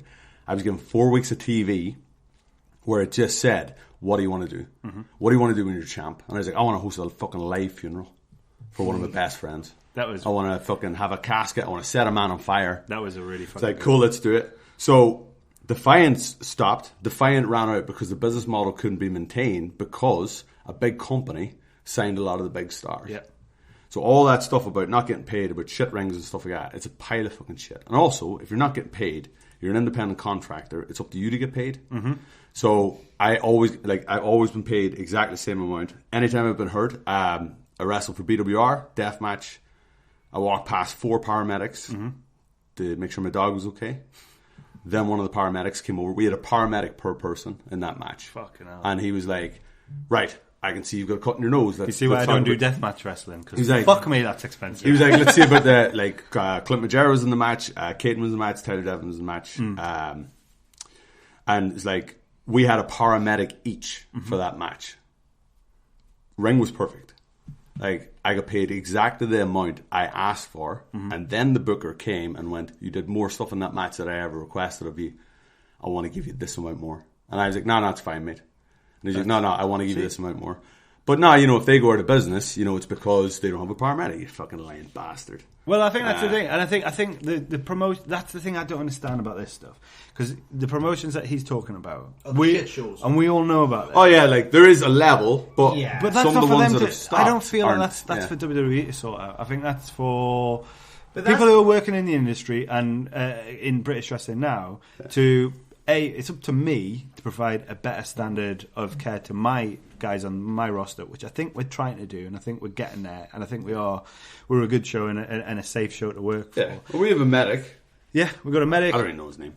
Stuart, he's lovely. We have a medic. We have a masseuse. Yeah. The ring is perfect. Yeah. The production's fine. We're given, you're given creative control on some of the stuff you're doing. You're given input and stuff you're doing. Yeah. But if a big company came, I'm not necessarily saying it has to be WWE, if a big company came and started snatching up all those people and saying, by the way, you can't do these dates because it clashes with us, and then you went out of business, it wouldn't be because you didn't tick all those boxes. It would be because there's a bigger fish there, and there's a whale in the market. So you know what, Trips? You're full of shit. There you go. I think I was a very interesting. Go on. But no, I agree. I just think I think we talked about there's a wide amount of difference between like promotions like North and BWR that look after their people. And I think it's more. The more I see like there's with some big exceptions like Defiant going. Yeah. I see a lot of smaller companies who get frustrated and shut down. Yeah. So the Northeast is oversaturated for wrestling, and with the greatest respect, a lot of promotions feel like, oh, I can't get booked anywhere else. I'm bored. I'll start a wrestling promotion. Yeah. And it's like there's no room for it and there's no infrastructure for it. So Mate. I'm not saying I ain't saying no. But it's one of them. Yeah, the thing is too, like, it's not like the guys have the contracts, and there's some of them are like the nicest guys in the world, and some of them are amazing, and they're not being they're being wasted or whatever. Joseph Connors. Yeah. But it's not just that. It's not the contracts is the issue. It's the fact that there's this big thing in the market, and if you're a punter and you have 40 quid for the month that you're going to spend on wrestling, that's got a name value, because that's where a lot of the guys want to work there, because that's what they grew up watching. As a punter, you're probably going to spend your 40 quid on that big whale than you are going to spend on two of the small fish. It very much depends on your mentality. So it does affect the market. I would imagine most people sitting around this table are the ones who want to go and seek out something that's a little bit more where we are like wrestling fans who are very committed to being a wrestling fan, I would say. So I don't even like Let's look at this choice this week though. If Not it anymore. had been a WWE show on or an NXT show, say, or what we put on with Eddie Kingston, it would have been a case of there's no brainer really. Yeah, some people would go to the NXT one and the more polished stuff. Some people do like to seek out. He's laughing at me. Because I stumbled down. He stumbled because he was like acting the big balls after the show, wasn't he? And he called Eddie Kingston Eddie Dennis about 10 times in a row. Right, he said, right. No, Tom, can you clear this up for me, please? Now, the reason that Chop does this is down to me, because because I am one to practice my announcements. And twice as I was practicing, I said Eddie Dennis, not Eddie Kingston. And then you forgot your cards. And I forgot my cards. Yeah. Which is why normally I go, fine, we'll just wing it. But I was so terrified of saying Eddie Dennis. I want it written down in front of me. He would have stabbed you. That's what I'm thinking. That man, killed you. I came out to do a bit, and he just said, "Give me the mic, motherfucker!" Like you can have it twice on Sunday. There you go. That was my favourite bit when Tom's arm went so quick. Give me the mic, motherfucker. It's all yours, mate. Before he finished the sentence, the mic. I'm away. Mike was there. Tom had ordered a an mic Uber. dropped from the ceiling. Speak your truth, I'm gone. But it was My favourite part of that though was just quickly was when Carl played your music after the promo, and Eddie Kingston goes, "Motherfucker, is that the one from the Sky Sports documentary?" Let me fucking talk. It wasn't even Chop. Still haven't paid your dues though. So anyway, I think that the thing is as well, I would say fundamentally, just to put this as a last thing, I don't think there isn't room, if that makes a double negative there, for a bigger fish in UK. I don't. I think it's nice to have. I mean, Rory Coyle's showing me the wank off sign at this point. But I don't. I think it's having something, and when it first happened, Bowser's now receiving it. I was happy. I'm happy for my promotion to be the one that makes people, and we have to be creative to get people to go to the next part. Having the carrot of actually having a wrestling contract at a bigger company in this country, I think it's a good thing. Yeah. I think maybe some of the restrictions that have come in place ain't that good. But for us, it's never really... I think it's never bothered... It's never fucking bothered us, though. It's never changed us. So really... There's enough wrestlers coming through that, like, I genuinely think if a company is versatile enough that when those people do go, people do get snapped up, then there's other people ready to go. You've got to be able to do that. If you can't book a show without 4 NXT UK and I don't guys, mind, but I don't mind anyway, because when they go to NXT, they get more expensive anyway. So it's like, hey, see you later, guys. There you go, yeah. Oh no! I just realised I've slagged off big trips. I'm not going to get signed now. We all thought you stay with us forever. Oh, I won't get to do the promo classes in the PC. I would love. I can't wait for the day. On WWE.com, there's Rory Coyle next to Timothy Thatcher in a Performance Centre t-shirt. Could you imagine? Oh my god! You look so fucking miserable. You love to see it. You love to see it. Who's this Make-A-Wish wrestler? Make-A-Wish wrestler. You look so miserable. You'd be like, who's this reporter from the Dirt Sheets? How did he get in the door? Who's this blogger? Right.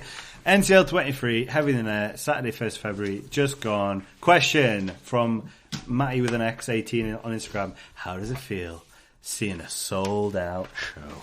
Is that directed at us, Tom, with the pre-show? We were sold out on the pre-show, baby. Before we sold out the main show. I was pretty fucking happy. Now that was it was the softest sellout we've ever done, anyone's ever done, though, because it was a couple of guys came up to buy tickets probably halfway through first match.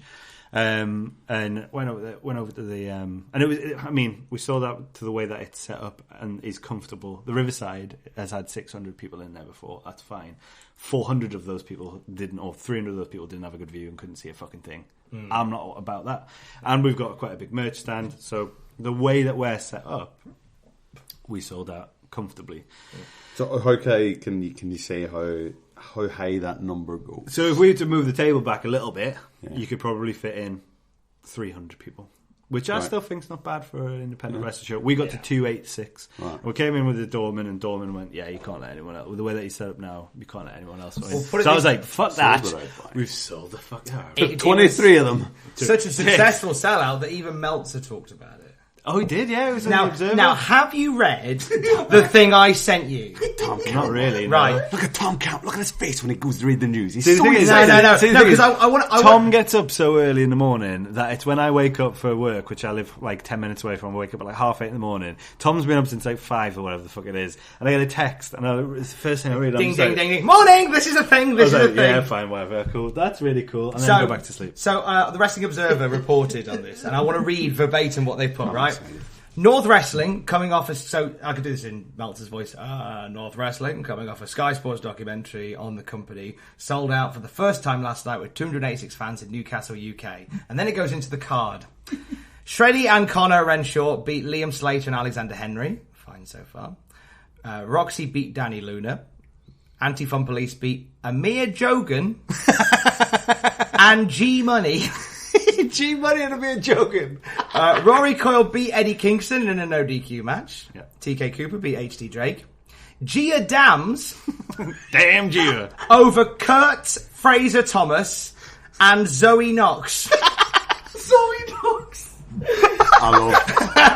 I'm a big fan of Kurt Fraser Thomas and Zoe Knox. Can we get your friend John to do a Photoshop of Zio Knox with a wig on or something like that? John, can you Photoshop Zio Knox to look like Zoe Knox? Thank you, mate. Who's the Fraser one? Go through that again. Kurt Fraser Thomas. Is Kurt Fraser Thomas related to Fraser Porter? I think he might. So are they related? I'll ask Matthew. Oh, poor girl. The weirdest thing about that, actually, just quickly, there's somebody tweeted. I think you mentioned Desert Island Graps with Fraser Thomas. Somebody who's never heard of North Wrestling tweeted, "You mean Fraser Porter?" I know. I love that. That's love cool. that. But yeah, thanks to Jordan Clark for sending in the wrestling of Jordan. So Jordan Clark, but obviously I don't know whether he sent it via like a really Malta. badly written carrier pigeon or via gramophone. I don't know. Jordan would have got it right. I know Jordan Clark, and he's been there since NCL 1. So I think Meltzer wasn't listening when Meltzer picked up the rotary phone. Wrestling Observer. I think that's the Gia Zoe Knox. Okay, that's fine. So I think 286 people. I think we can move some stuff around and get to 300. But honestly, I think any more than that, and then we were all there, I don't think you'd be able to see properly. There was a few people complaining that they couldn't see the big tall people moving in front of them. Yeah, that's a thing, and I'm going to put that out as a PSA. If you're like, I'm a man of incredibly average height. You're a midget.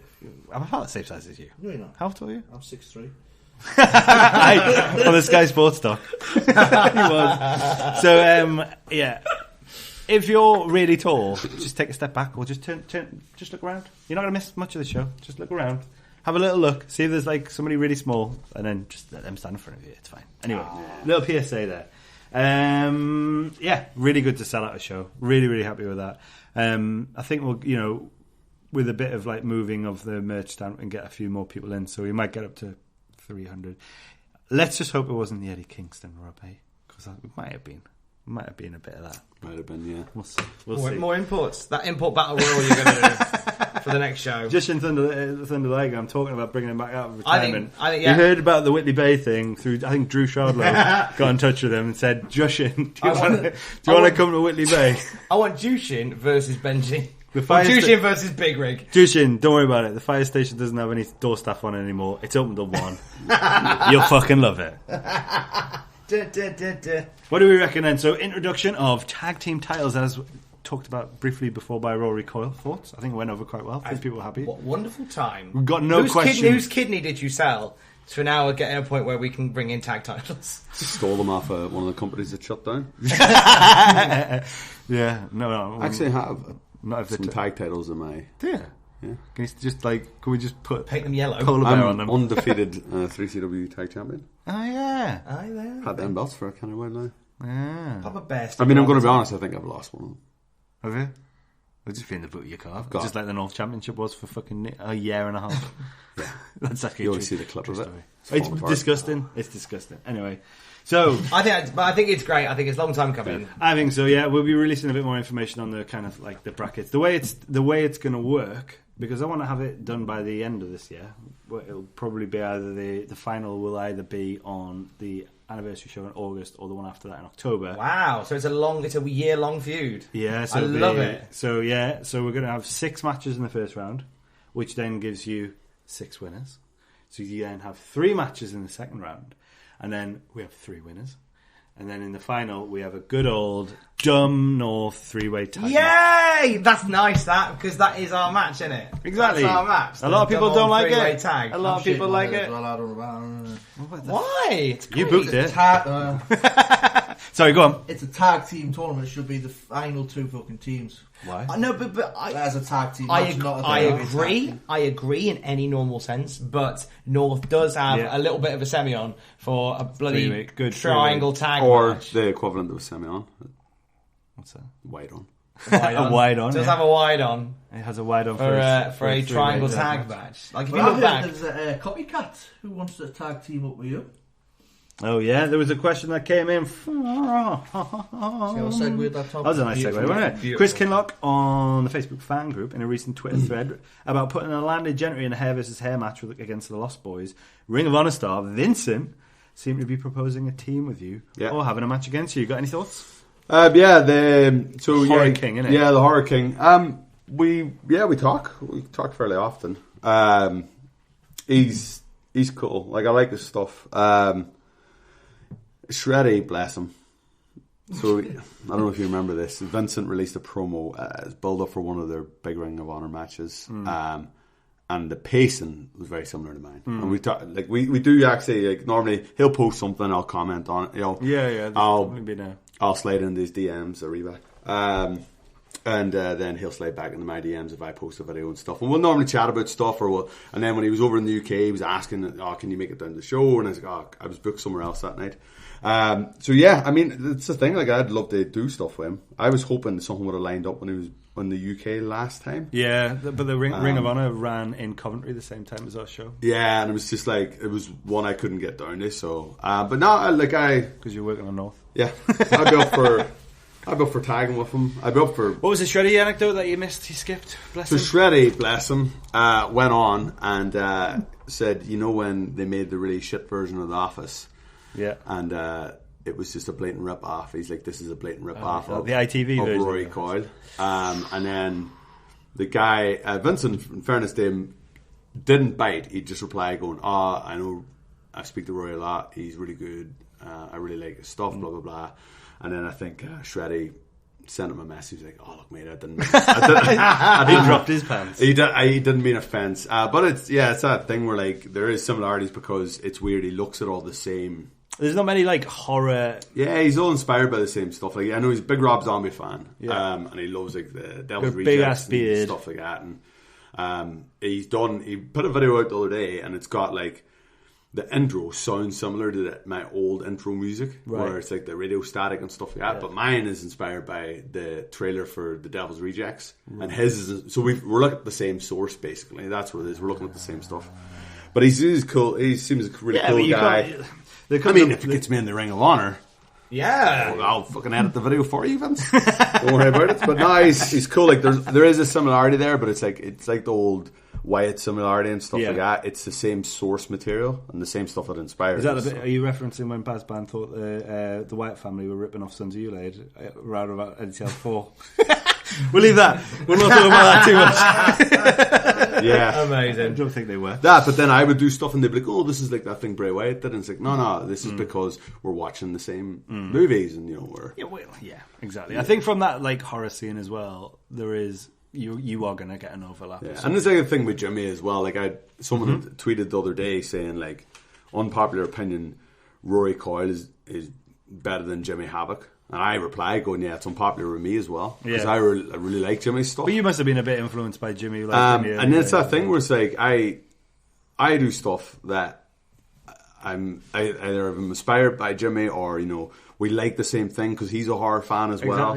Or like he'll do something. And then the good thing about it was that guy was really horrible to Jimmy. There was no reason for it. And obviously Jimmy's on a bigger stage now. He's on AEW and he's doing Class. And then we just started having a chat. I was like, are you still getting... And he's like, oh, mate, it's really crap. I'm getting a shit. We just started sharing dog pictures. It was fantastic. He was sending me pictures of Kip Sabian's dog, and I was sending him pictures of Newt. And he was like, mate, this is the best. This is the best day ever. And I was like... How wholesome. See that's two guys that's that a Twitter put their hands inside video players and beat the shit in each other at TNT in Liverpool, trading dog pictures. That's the example. People call me shit Jimmy Havoc. People call Jimmy shit Rory Coyle. It's like, we're just really we're really just both shit Mick Foley. So okay, actually, here's a quick shotgun question for you. We're not going too long, but David Gill on Twitter, what's the best Mick Foley match? Probably that Rumble one.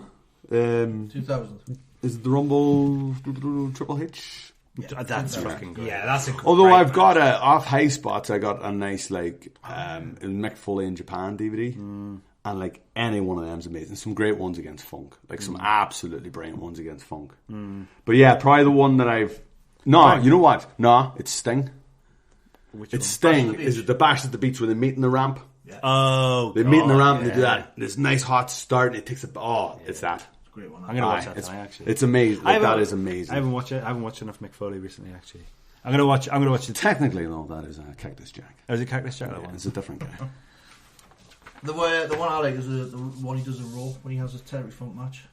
Remember that one, 98? Steve Austin's on his commentary. Is this Terry Funk or Chainsaw Charlie though?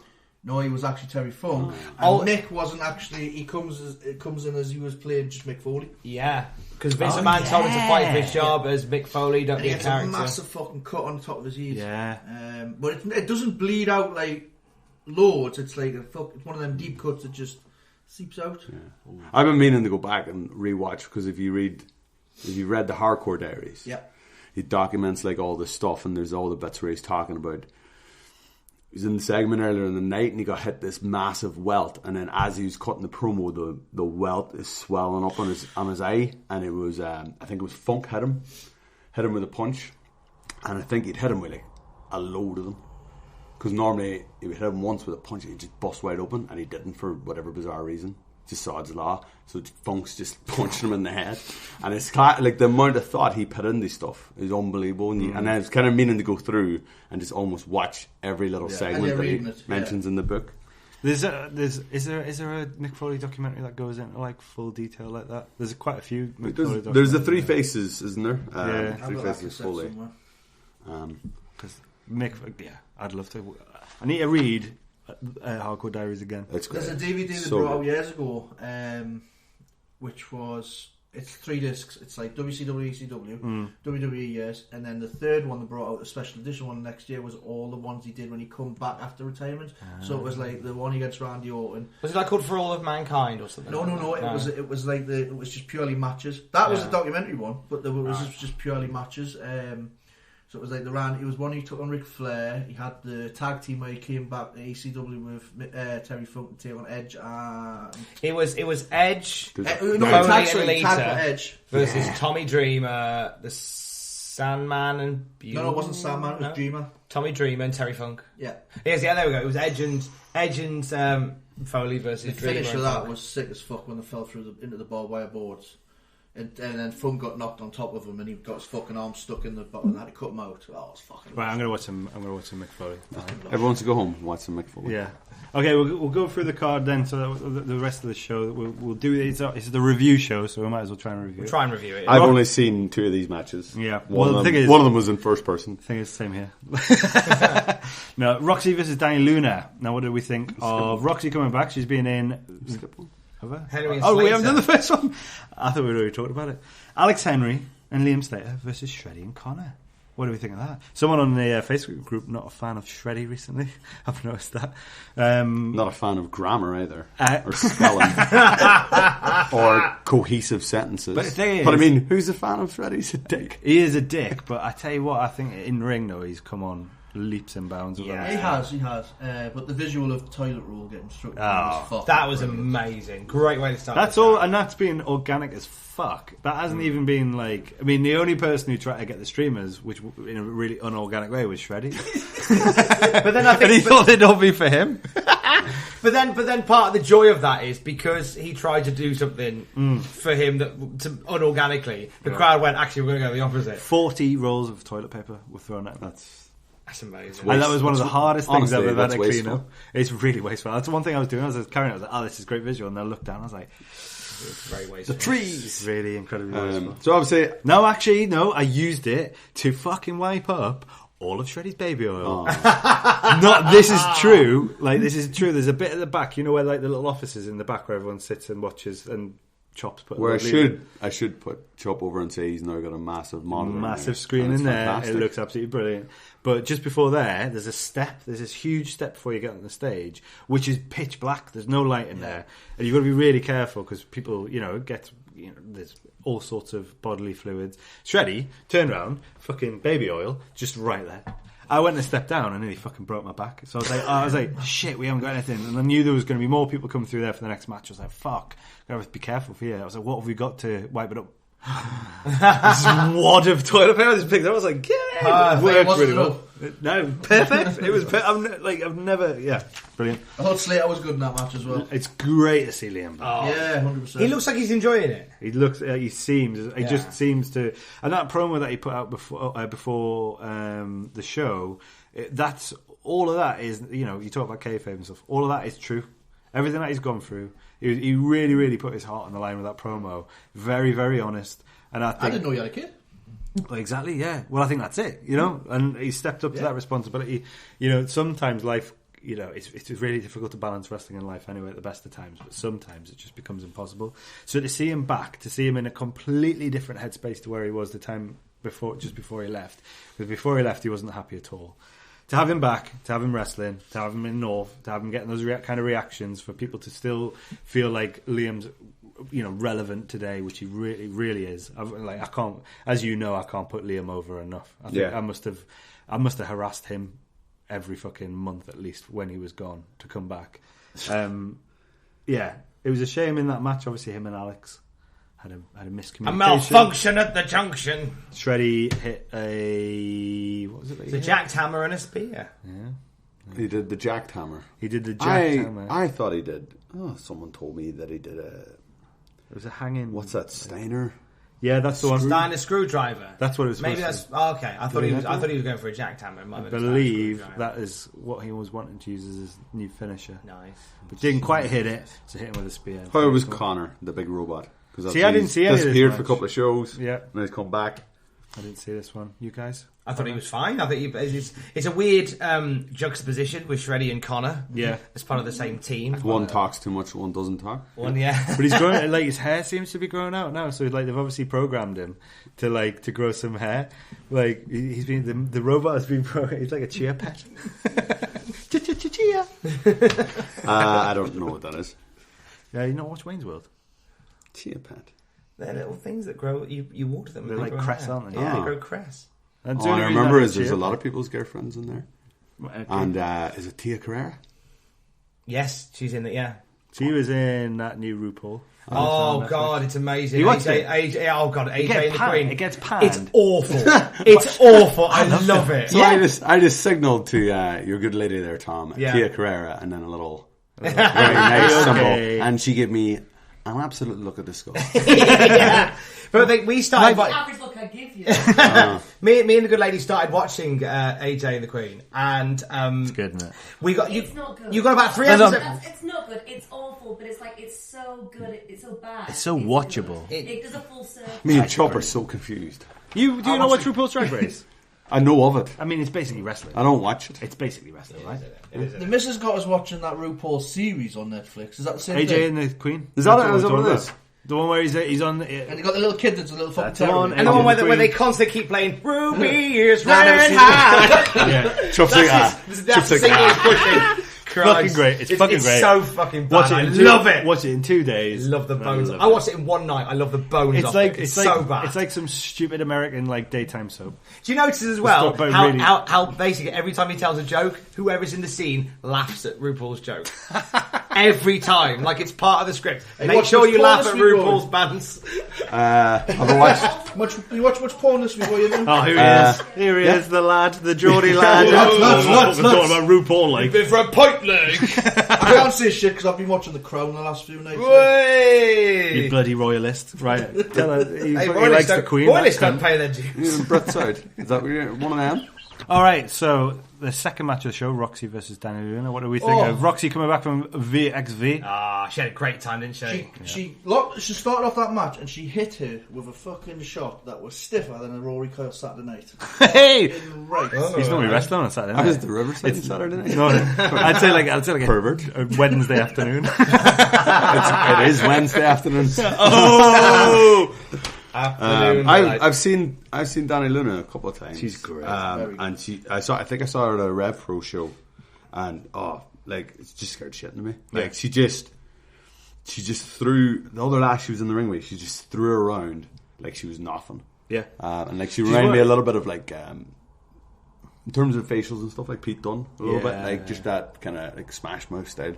She's one of those wrestlers, and we talked about this before. You know, when it's like, oh yeah, you are a wrestler already. Like feet. I don't know anything about training, but like feet in the right place, the way they hit, the way they look, like the way they move around the ring. It looks like they've been there for fucking. She just signed as well. Like, she just signed for NXT UK, and you can tell like why. It's So I think that was a really, really good match. Second tag team match of the tag team tournament, Anti-Fun Police versus G-Money and Amir Jobin. Halal Gammon, as they like to call themselves. Excellent. G-Money. Very nice. Let's go straight on with G-Money and how over that guy is. I watched this. I watched this from This is back. really good. That G-Money hits his crossbody from an up and over. Yeah. And it's just, it's unbelievable. The thing is about Gene as well, like he's such a lovely guy. You don't realise how big he is. He's legit like a big guy. I heard he signed some boobs the other night. Did he? I heard that he signed some boobs. Fuck. I can confirm he signed the left boob. I hope his missus doesn't listen to this. You can say it. You're a single man. You signed the right boob. Right, okay. Yeah. His signature, you couldn't make out what it was. It's a lot longer than it normally is. Nah, what a worker. Couldn't tell what it was. Couldn't tell what it says. No evidence. I think he's great though. Like he's absolutely brilliant. He's really fit into the North crowd, like with the North crowd as well. He's like one of those ones where it's like, it just seems like you should just be here. It's just like, it feels right that he's there. His Ainsley Lariat as well, which you missed at the end, but I love that. Like it's fucking. I just like the name. For me, I like a name, and I like to come up with a name and then work backwards. So like we've talked about this before. I mean, Elaine, how you come up with an idea for something and work backwards. You base it on the name. All the best names are Ainsley Lariat is a great name for a lariat clothesline. Can you do one? Nope, but I'll find out how. But I'm going to figure it out because Ainsley Lariat is too good a name to not use. But on the other side of things, I love that Santos Jr. I think he's fucking brilliant. Well, I was going to go there. Anti-Fun Police. I think Santos is like criminally underrated. Yeah. Like, and I know that really Santos only gets used in anti-fun police around the country, and that's how he got over, because Chief Deputy Dunn, you've obviously wrestled against Chief Deputy Dunn. You very much probably agree with me in saying, like, I think he's criminally underrated. I think he's great. As a wrestler, he's after the show, Kingston had mentioned like he'd watched that match, and the anti-fun guys reminded him of like Shakara. Yes. He's like, this reminds me of the Shakara universe and how they do stuff. But I think the anti-fun police like thing with Damien Dunn, that's like, you know, when like a gimmick, and I was going to mention before about gimmicks kind of being ridiculous to start off with, and then kind of you just morph into that person, then it just becomes you, and you can kind of like your parameters in which you can work kind of like increase. Yeah, and I think that's something for him, and that has been so good to see that happen to Damien Dunn to get to a point. I think you can see too those guys like obviously Amir and Dunn do a lot of they wrestle at Butlin's camps. Yeah, and you can see like that kind of they can hold a crowd and they can do all this stuff, but it's because they've done those kind of which the camps those again, reps and we're very much proponents of the camps. I know you are as well, where it's like the camps are one of the best places to wrestle. Like, and to I'm a little bit too satanic for the camps. Yeah, I'm not surprised. I still think you'd work in a family-friendly environment. I'm not saying that. I'm not. All I'm saying is Linskill Centre is like they're not as February North's 15th, never done family. February 15th and 16th, Butlins. Watch out. There's two versions of Rory Coyle I want to see, and it's Performance Centre Rory Coyle, and it's family-friendly Butlins Rory Coyle. I can tell you what Performance Centre Rory Coyle would be. Miserable as probably be vomiting. That's true. There'd be 2 sets of Brookside shovels, and then I'd be like, bleh. I'm Rory Coyle. I want you in a match later on, and I want you saying it like with the light fading from your eyes with every sentence. I just want to see him standing sideways to a TV watching it. Yeah, just like fuming. Just like this is not how right it way to works. watch it. Stand still. You're doing great. Good having Amir back as well. He's another one. Obviously, he was injured last year. I think him and Gene worked really well together. Yeah, I'm sad they lost their match. I know, it's a shame. That'd have been the fun to see them in the tournament. 2 heel teams moving on in the tournament. That's right. Then after that match, it came to the big one. The second. Well, I'm not allowed to say that. The big one. Eddie Kingston versus Rory Coyle. Now, yeah, it was alright. how was that wrestling? Because I know that me and you definitely, as could be talked about, were huge Eddie Kingston marks anyway going into this. Yeah, must be pretty cool. It's pretty cool to be able to, like, obviously outside of this, we're pals. So it's pretty cool to be able to go, like... Are we? Yeah, we are. I think we are. It's pretty cool to be able to go, like, here, you can wrestle Eddie Kingston. Yeah. So how was it for you? Yeah, it was good. Like he hits very hard. You can see that. But yeah, like, obviously I'm a big fan of him. And then I said, everything I said to him in the promo afterwards was real. And he was a sweetheart in that promo as well. Like. Yeah, and I think I think it was kind of what people, hopefully it was what people wanted, was just 2 big lads hitting each other really, really hard. It was that's nice. Exactly what someone said when I went into the crowd, because I was doing the meet and greet before, and that's exactly what someone said. 2 big lads. 2 big lads beating and I think... The only way I can describe him is he reminded me, in terms of someone wrestling someone, he reminded me of Rampage Brown and Screwface Ahmed. Yeah. Like, and it just felt like I was in the ring with them. I think with British audiences or wrestling audiences, sometimes they forget. And talking to Eddie about like stories in wrestling and telling a story, just even within the confines of one match rather than a series of matches or angles or whatever, sometimes it's lost a little bit. That 2 guys who are built similarly and wrestle similarly can put on a fucking great match together. You don't just need a big guy and then a flippy guy, or you don't need like 2 flippy guys, or you don't need it to be like here's a high spot, here's a high spot, here's a high spot, which people kind of get used to. You can still do in 2020. You can have these hard hitting wrestlers tell a fucking story in the match and just have it within the confines of just that show. There's little things as like, you know, because obviously we do commentary and post, and there's little mark-up moments in that where I think I can't wait to call that. Like Rory taking 2 back fists to the future. Yeah. And it's like, that's the move that literally sent Chikara back in time for a whole season. It was so strong. They actually they did a whole season where they went back 4 seasons. Like, that's how powerful that move is. And here's Rory Coyle just standing up. Like, that's you watch it though. Yeah. Struggling to stand up. but you're up. Really Rory struggling. Coyle had to stand up. Like, I think in the second one, I think I have to use I put my fist on the canvas, and it's like the most strained, like, oh, Jesus. I was like, oh, this is shit. a moment like, like, when your mum was in the kitchen. There might be another one coming back. Like, there might be another one coming. One of my favourite moments of like you've ever told me is remember when you were sitting with your mum in the kitchen and you fucked your eye, and what was it she said to you? She says, "That's it now with the wrestling." That's it now with the wrestling. She's like, "That's it. That's it now with the wrestling. No more wrestling. It's done now." And then as if it's out of his system. Somebody shouted from the other room, "Fuck that, man!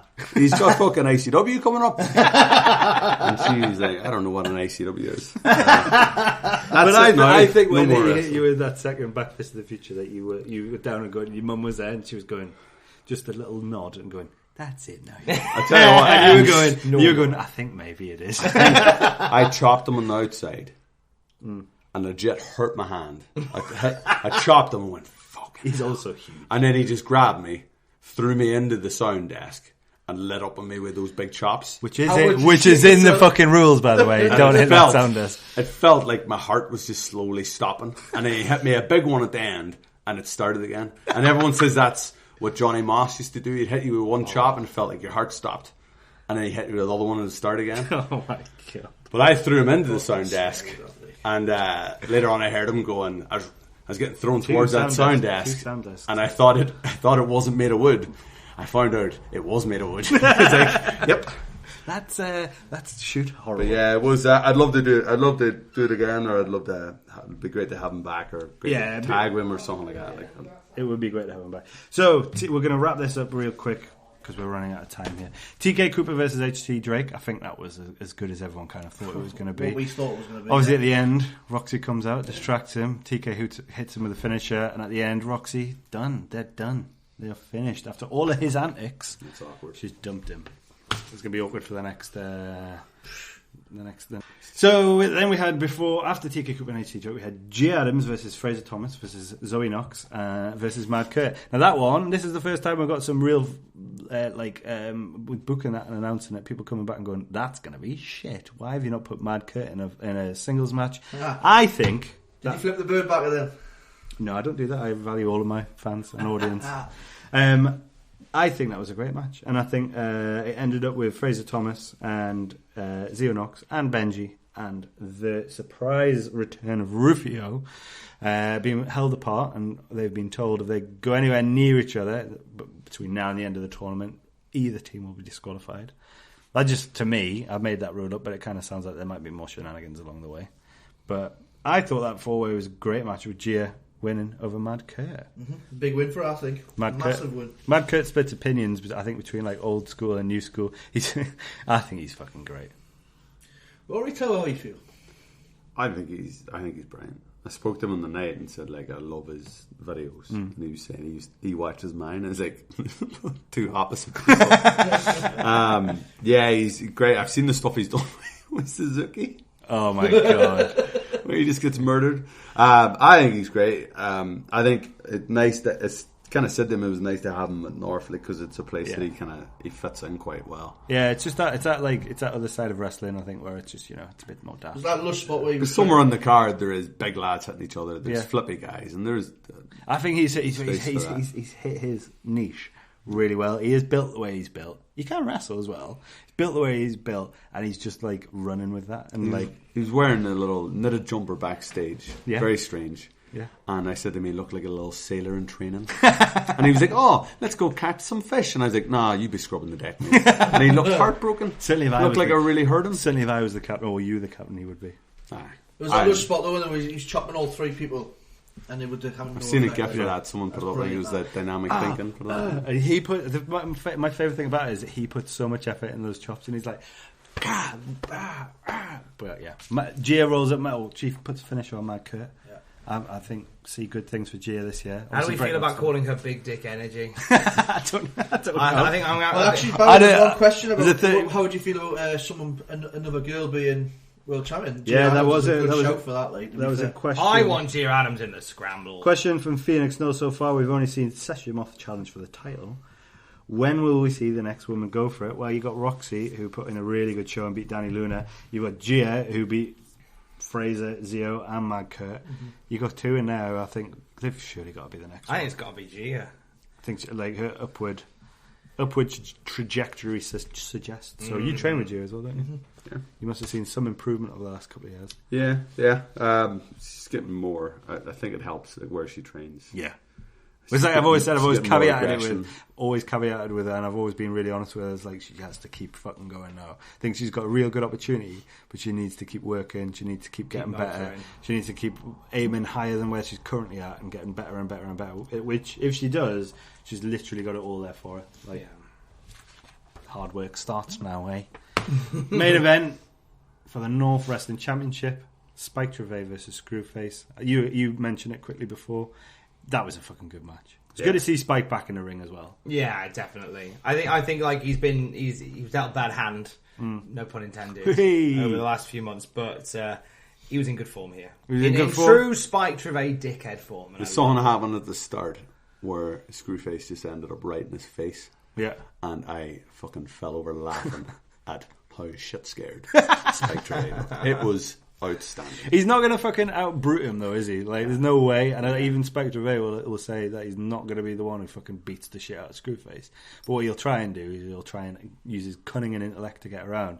And he kind of fucking did that. But it took a finisher off No Fun Done. It took 2 kicks in the fucking balls. I quite like the fact there was 2 kicks in the balls. That was an absolutely one for each ball. It was an absolutely disgusting way of doing it for him to actually finish off Screwface. Do you think that's Screwface done? Do you think he'll come back? Do you think that he's got more to give there? How do you think you actually get the belt off Spike Trivet? Because everything he fucking does seems to, what do you do? Put them in an ODQ match, or then you just? I think you bring Cage. Steel cage in the O2, mate. Steel cage in the Riverside, and no one can see a fucking thing. We'll just tell everyone from outside, "Whoa, this is brilliant! Oh, if only you could see this." Whoever beats him is going to be the one that brings a squad. Yeah, that's gonna neutralise any other shenanigans around the ring. Exactly. Hi, the APA. They're still knocking around. Oh damn. Hi, the APA. Have APA turn up and just as Gia Adams is fighting Spike. Have APA on the outside of the ring, keeping the anti-fun police. Book it. We need maybe like a lumberjack match or something like that. Nah, I'm not doing that. A lumberjack match. We've definitely sold out. It'll be really close. It'll look Every really match is already a lumberjack match, isn't it? I know. At what point do I just say, everyone's banned from ringside, no more shenanigans? But hey, I thought it was a great match. Spike retains, sees the first sold out North show off. I think it was pretty good. Don't forget though, you can subscribe to North Wrestling on Demand over at northwrestling.pivotshare.com for only $3.99 a month, featuring past North shows and select shows from White Wolf Wrestling and Joey Ryan's Bar Wrestling.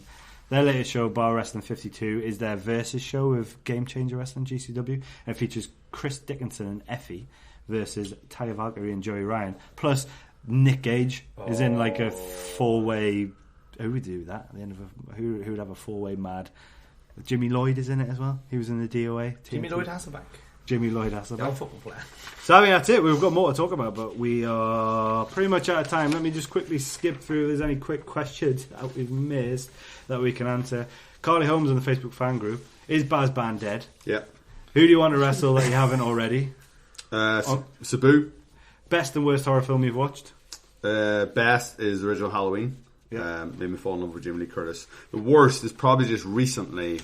Like I can only think of the recent most worst one is Countdown. It's the one about an app that kills you, and it kills you because in the user agreement you agree to some demonic bullshit. It's bollocks. Does it kill you? Does the app go at the end? Does it go?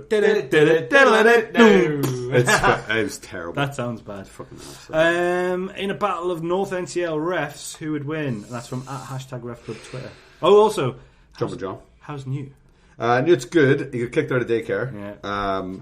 because he put another dog in the vets. Rory Coyle's dog got kicked out of doggy daycare for beating up another dog. But in his defence, it was a little fat dog. That's fair enough. That's fair. That's a Like one of those ones with little fat rolls. Is Sharpay was it? Sharpay.